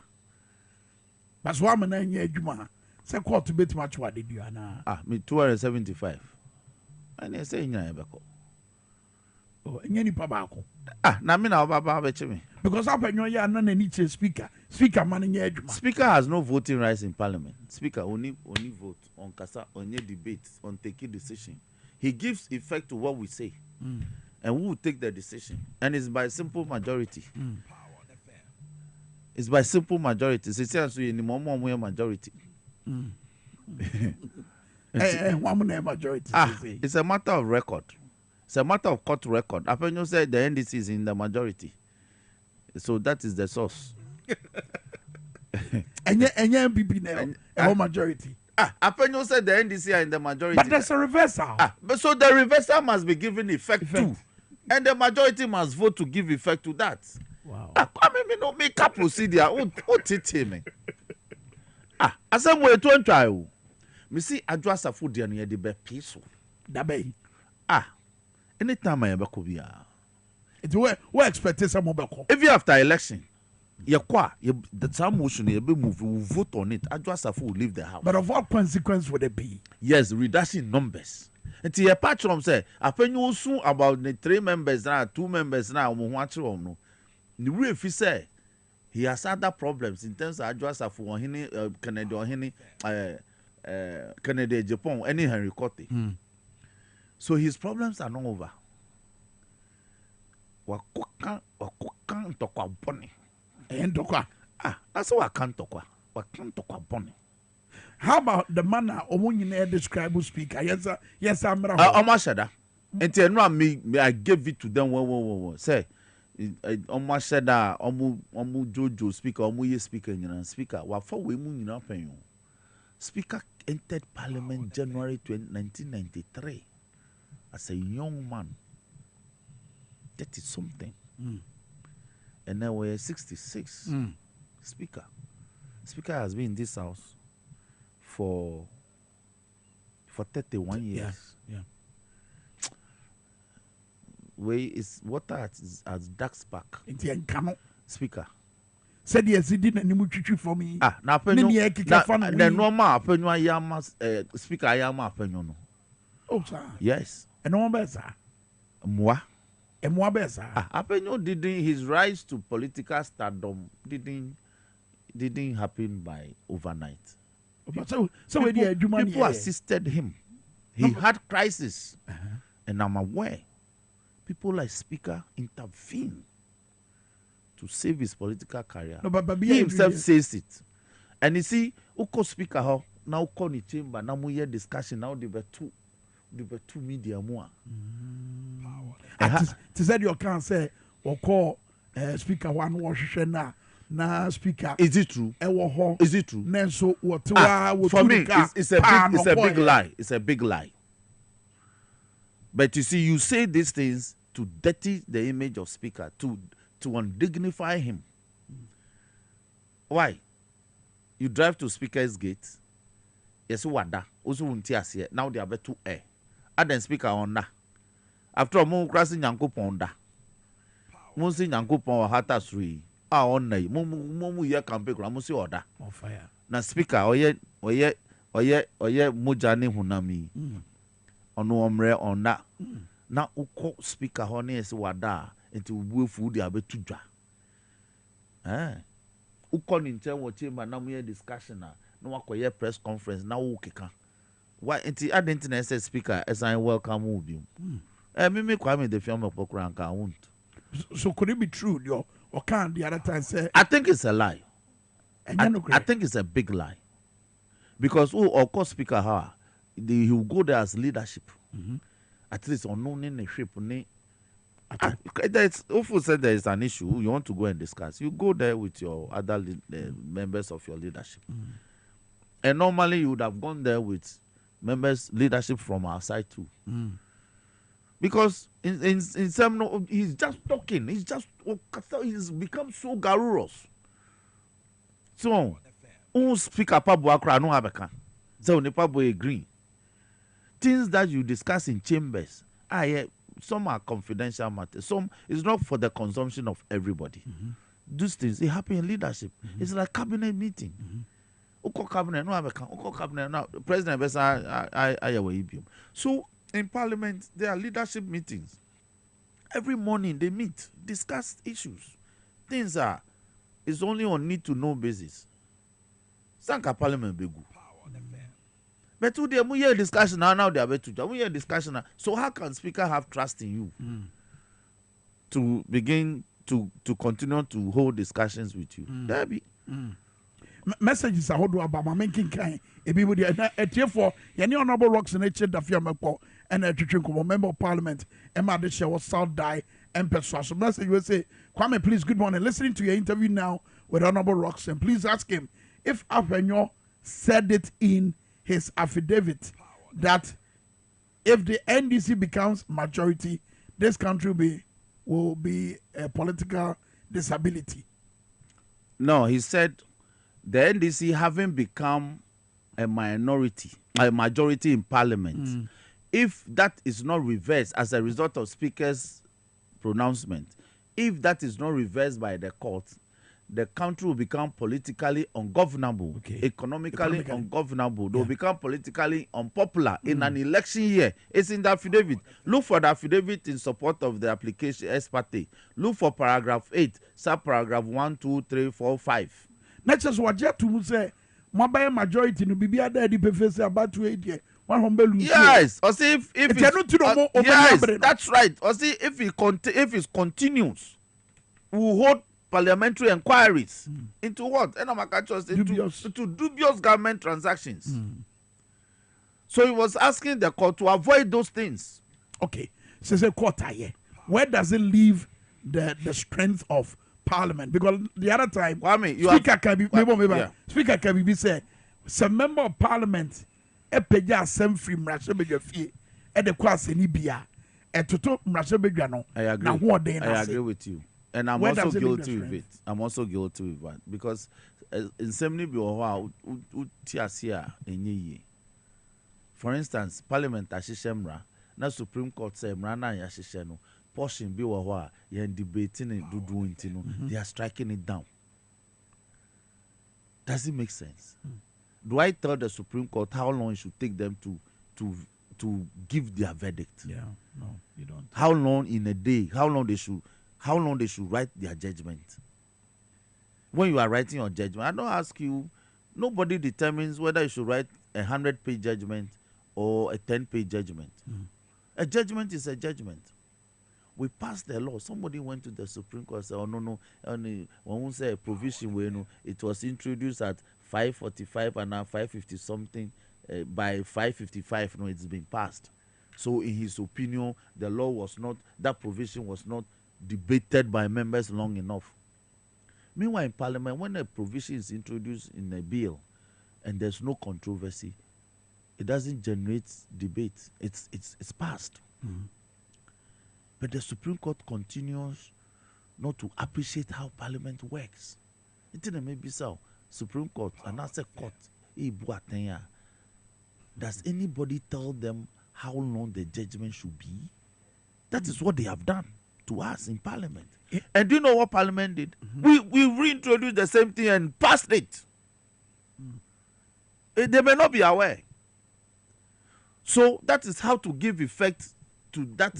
Thank you. They gave the ruling that they've struck it down. Is that not what they did? We put it back. We use the same means to put it back. Yeah. By an amendment act, we put it the same provision. In fact, language didn't change. Even we didn't change. We just put it back. So the Supreme Court come back and say that the amendment act that we passed by putting that same provision back is also unconstitutional. You see the absurdity. Bebre akasa fa eye asenibia ene said ye gidie ewom no ekofom. Aso lawyer Chachuchi Kata, senior lawyer Chachuchi Kata say the court no cry ye ne emfamra kwemo. And I would hear a Justice Atuguba on also one adventure on the crowd you are coming. I could say, as a year court in any institutions I would ye the party some. But I've told you, some catcher will say the ruling, this ruling is a horrible one. It's unfounded in legal jurisprudence and legal logic. Horrible, no? Any party 7 year pay.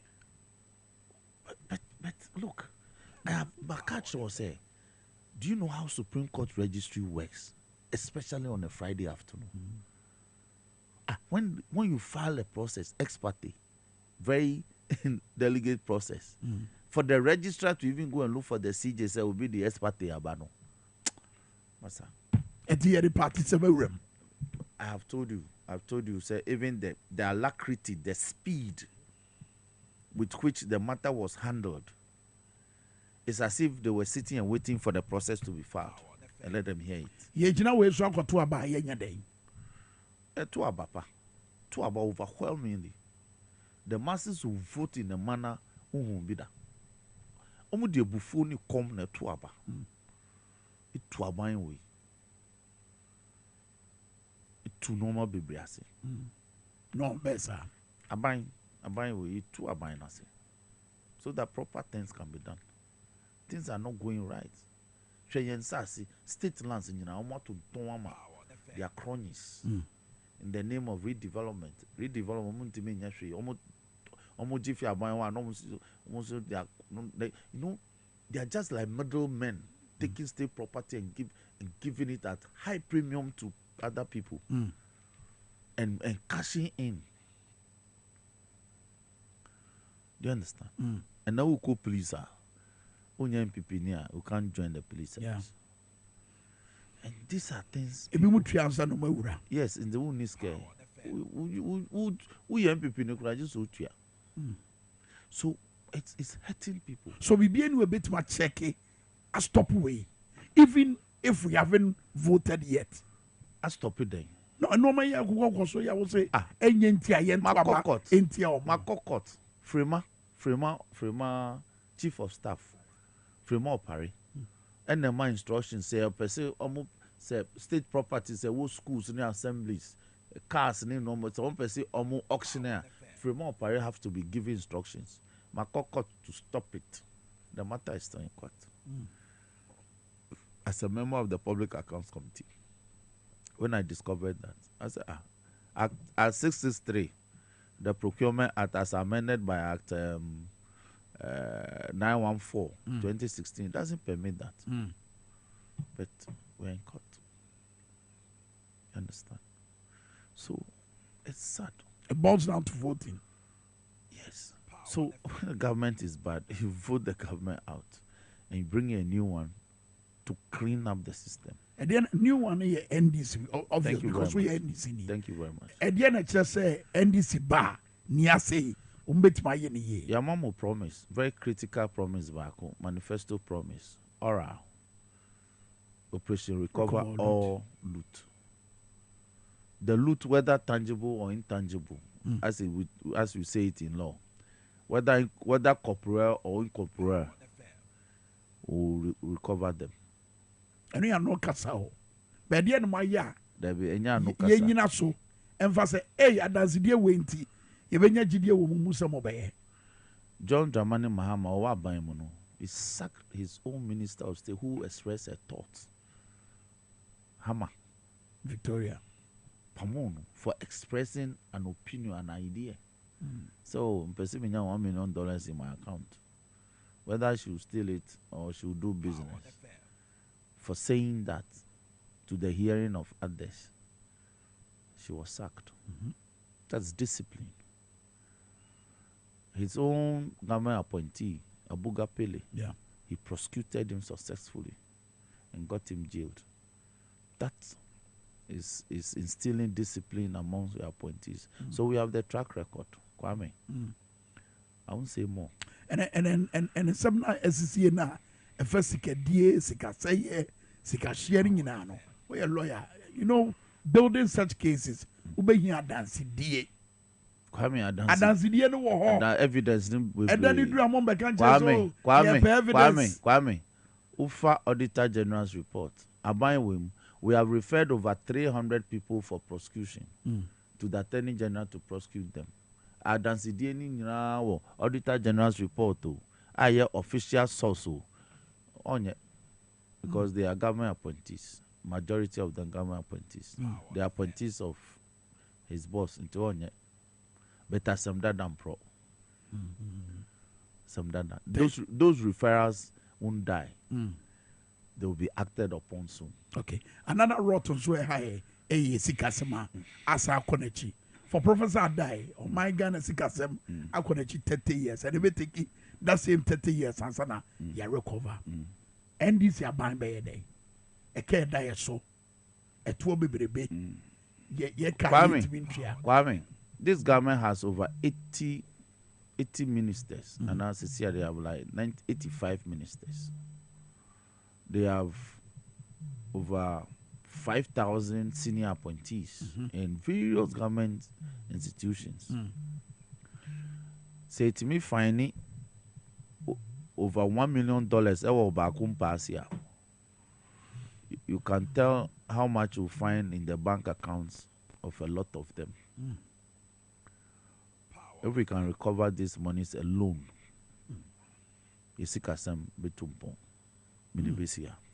okay, honorable. What's America? Yes. You will be your provision, you go at a friend unexplained wealth.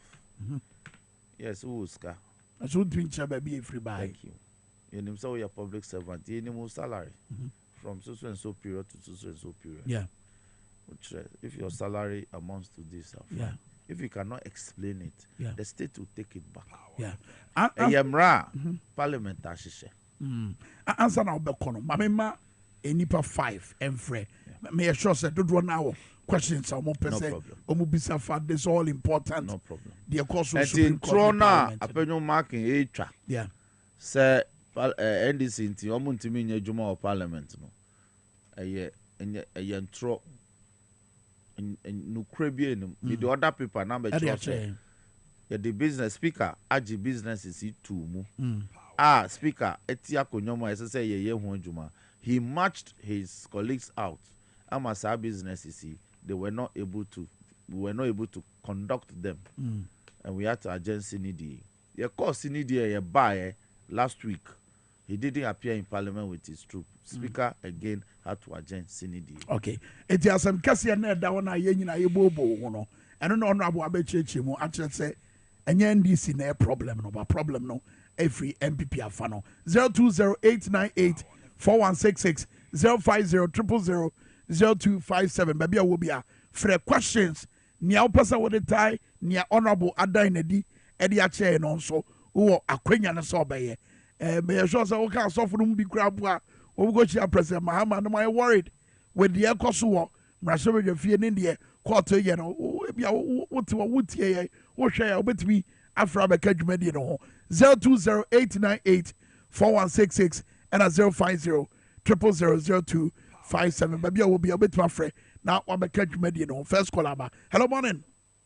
Morning, Rock in a Puma. Yamina Darma, when you're within a baby of free. That's why the Reverend Simon is Medina. Rev, yet you. The MP, the equi media which is about speaker answer agent the house will die. Or agent I said Supreme Court ain't in the channel on time trans and I believe anyone. What's it omo betenasia speaker zen to shut down. Agent is almost Supreme Court. Almost the BB bar budget I know I chose almost from Supreme Court for approval. Very well, but that's it. Next caller 020-898-4166 and 050-000-0257. Hello, morning. Hello. Hello, morning. Hello, morning. What do you baby for free? Friend Kofi, Kofi etio. No ana mine can oba omo samo koto. Omo ko parliament no the business behind this it was more koto. Omo ko ni kem. Parliament you be chairman and say very well.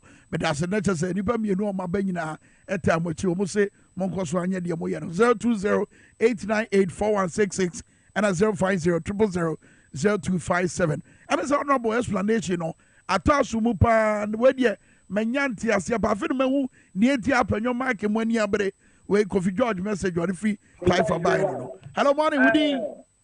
Me de kuku na speaker be. But Woody na baby of free. Akufo do kulibe ba wo mi a o be no ko mi agan to o to eri. Speaker me ka na mo kura.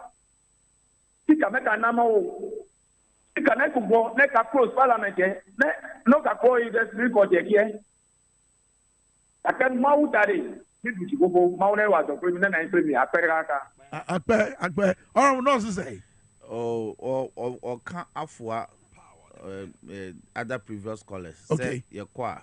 That's a quorum no one. Speaker should one journey. Sinadai. Tiasia, Uncle Supreme Court. Hello, morning. Hello, morning.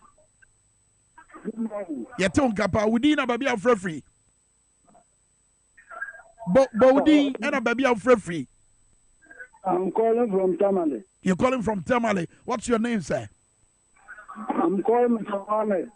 Go ahead, you're on air. I want to contribute. You're on air, sir. Go ahead. What I want to say is that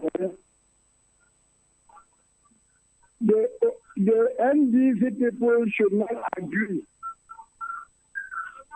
The Afro-American people should respect the speaker's ruling before it can be reversed. If they don't sit at the minority side, they should not accept it. Okay. Okay. Hello. Yes, go ahead, please. You're on air. Should respect the speaker's ruling. Very well. I think your point is clear. Also, I'm a respected speaker. No, Nkoma would differ. Nkoma no would di ewo. If you note, speaker and your ruling. It was a communication and honorable me send a communication in your ruling. Hello, morning. Good morning, boss. Within a baby of free. Megasa free. Oshumai, Accra, Oshumai. Near Frost say. You're from Daniel Mensa. Daniel Mensa, Koso Yetio. Yeah.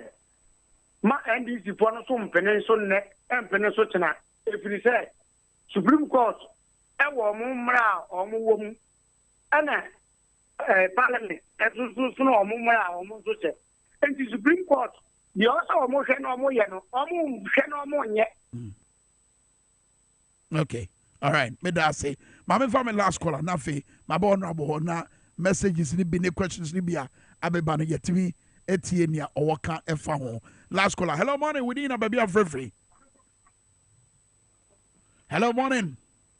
Hello, morning. Yaton Kapa body na baby of free. If I saw your film Abdul Mumin DwaboAse. Abdul Mumin yetio. Men so my dream I been tira me one say me this for no parliament. Omu boycott the parliament no. Ne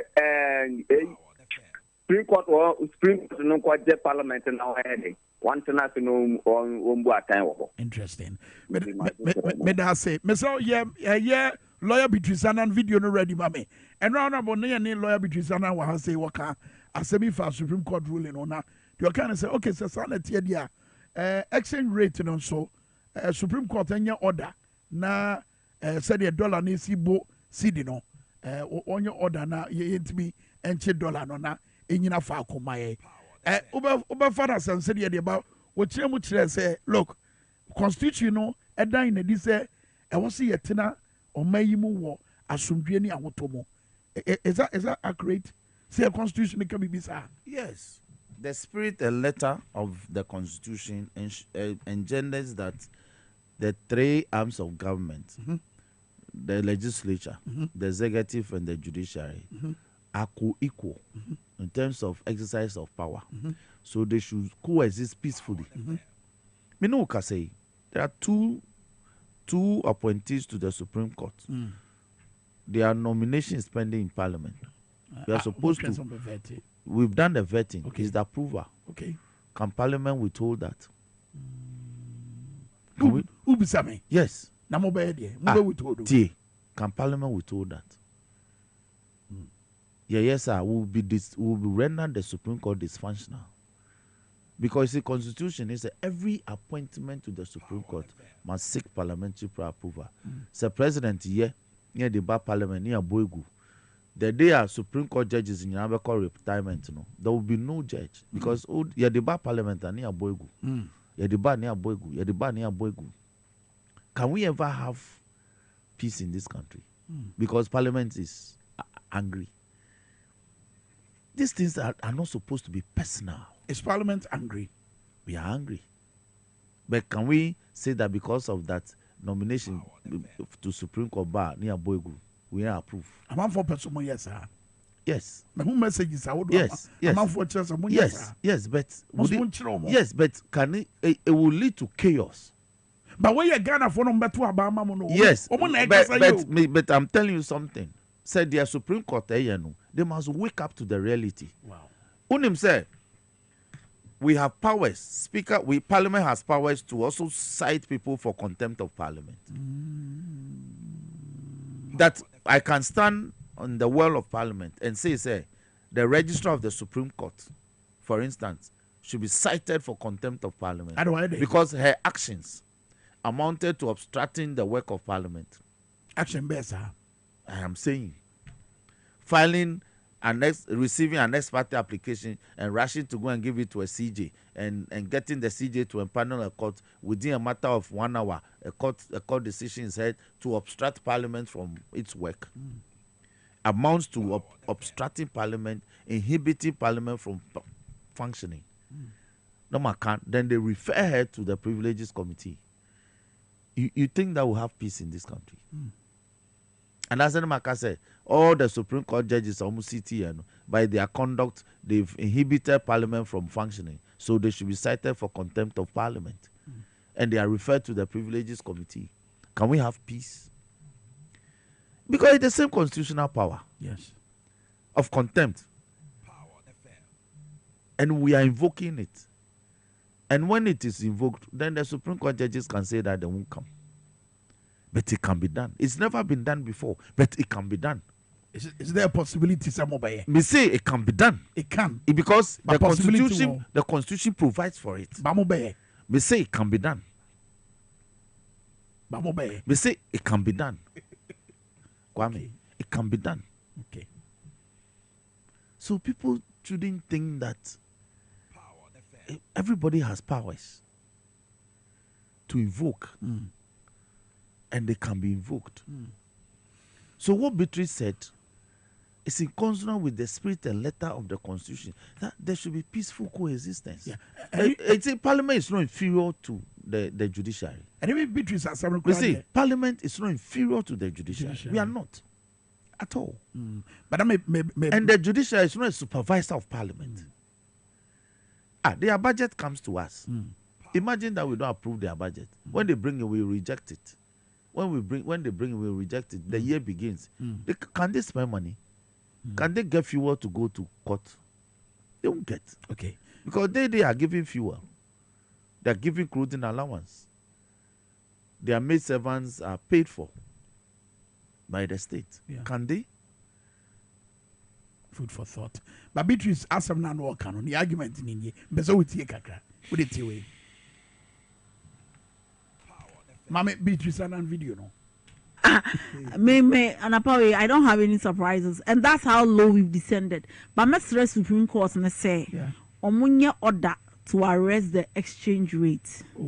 Ms. Romo, because at this point we need that. Supreme Court. Yes, they should make an order to arrest the exchange rate because it's so unconstitutional. Say, yeti kroma yebebre 17 cities. It's highly unconstitutional. I hear they are unconstitutional. The constitution said to Mamufo, we don't have to suffer. Wow.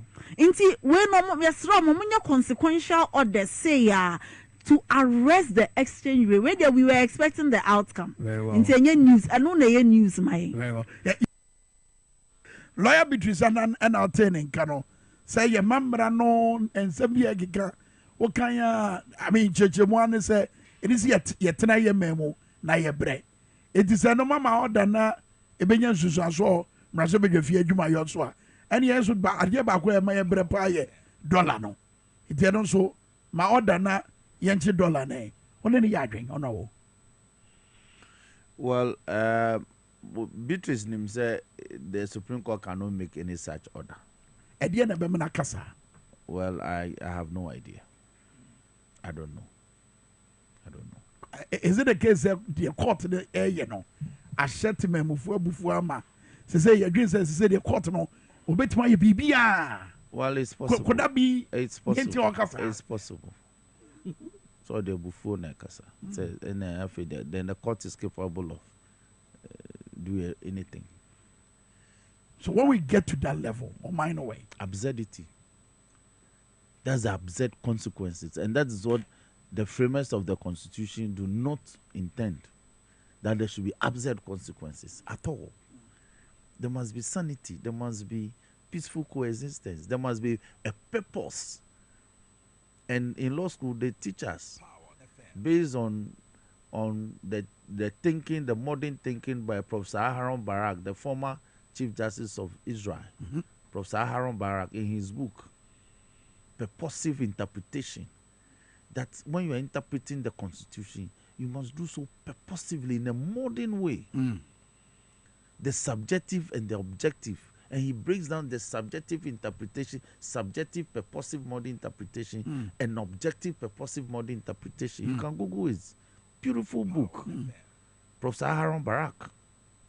Aharon is A-H-A-R-O-N. Barak is as in Barack Obama. Yeah. Aharon Barak. Purposive interpretation. So an amazing book. Yes. There's a purpose. So we no purpose. So imagine, say, Afenyo Marking, as we speak, has filed and successfully is the NDC candidate for a Futu. Imagine. Would he have the temerity and the vim and the verve to champion what is championing for the MPP? So, as we speak, he is the NDC candidate for a Futu, and yet MVP. No, he's the NDC candidate for a Futu for the 2024 general elections, and yet he seeks to remain in Parliament as the MPP leader in Parliament. That is the absurdity. Wow. But these are the permutations. So Morrison, no, MPP MP. Morrison. So, yes, she's independent. Imagine that Morrison is the NDC candidate for Aguna West. Wow. But these are the permutations the Constitution speaks of. Clearly. Clearly. Like the way Fomina has moved from being an independent candidate and now is the candidate for a political party. Why do you think that Kwadwo Asamoah couldn't be an NDC candidate for to whom as we speak? Kwadwo Asante. So Anodon Pre, the chief whip, MPP chief whip, will be NDC candidate for Nsawam Adwajiri.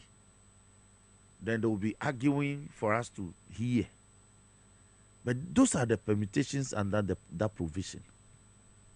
When you do that, the framers are saying, no, you can't be in Parliament. When you insist that, when you do that and you want to stay in Parliament as the MP, the framers are saying no. Because you'll be perpetrating fraud on the people. But it has happened at the time that you cannot be replaced. That's the unfortunate thing about the constitution. So the framers themselves know that things like this will happen, so they are provided for it. You understand what I'm saying? Yes. But there back also many new sense and atem obi eba say ya ochina bi ye say aseni omomudi asem no ebetima system aka say o enra de no na enye correct na ene de no so say ne person ye kono. Could that happen in future? But that is the convenience. That is the tragedy of the Supreme Court's jurisprudence, I should say, that they are not bound by their own decisions. So if you have a set of judges of the Supreme Court, they can always do things for the convenience of it and invoke the Supreme Court doctrine that as the Supreme Court, they are not bound by previous decisions. Wow. And that's it. And that is it. And that becomes the law. So law that we were taught, that there must be certainty of the law, so that when something happens, you know that this is the outcome. Yeah. Now the law has become whimsical, uncertain. Even for the same set of problems and facts, the outcome is so uncertain that you'll be in a state of trepidation. Because you don't know what the court can say tomorrow. What do I say? Be chat to my now message will say, boss, kindly ask Honorable Dafia Mekwa whether those in the NDC regret accepting Honorable Esiama as second deputy speaker, because NDC should have an NDC person should have occupied that position. As for the regrets, Alexa Pelmeda, yes, deep regret, because for all these problems in Parliament is from Esiama, my brother Esiama. Wow. Yes, he created the 7th January midnight, the crisis that happened. He created it, and we sought to resolve it by writing to Speaker that he will now do business with the MPP. He said, okay. This hula baloo, he again created it by deciding to go back to join the MPP for them to sponsor him. Yeah. When you are in Parliament as an independent candidate, and he was my junior in law school. He's my junior at the bar. But he's more than 10 years at the bar. So he ought to have known better. We are friends, but you can't continue to create crises like this. I'm just wondering, only Nakasa say. There be many Kasa. I'll be wondering how I will feel with all this happening, because as something comforted by or no. Yes.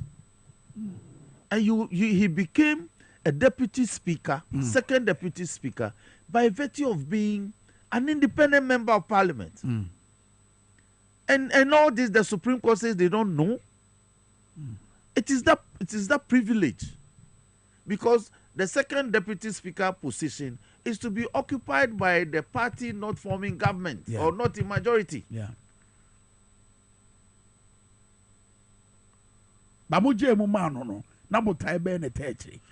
So that we can peacefully coexist. You know the NDC. And so that we can peacefully coexist. Any year. Yeah, yes, you understand. What's all the big chat for? Any year. Oh, sorry. And then 13th. Not just I can't now trim answer. Na ya to aba. And Mr. Amanfo say obia M1 ho. Mo going to be anye transfer of your votes anko baby a motisisi ano. Mo mia moni na munko fie na munko to aba.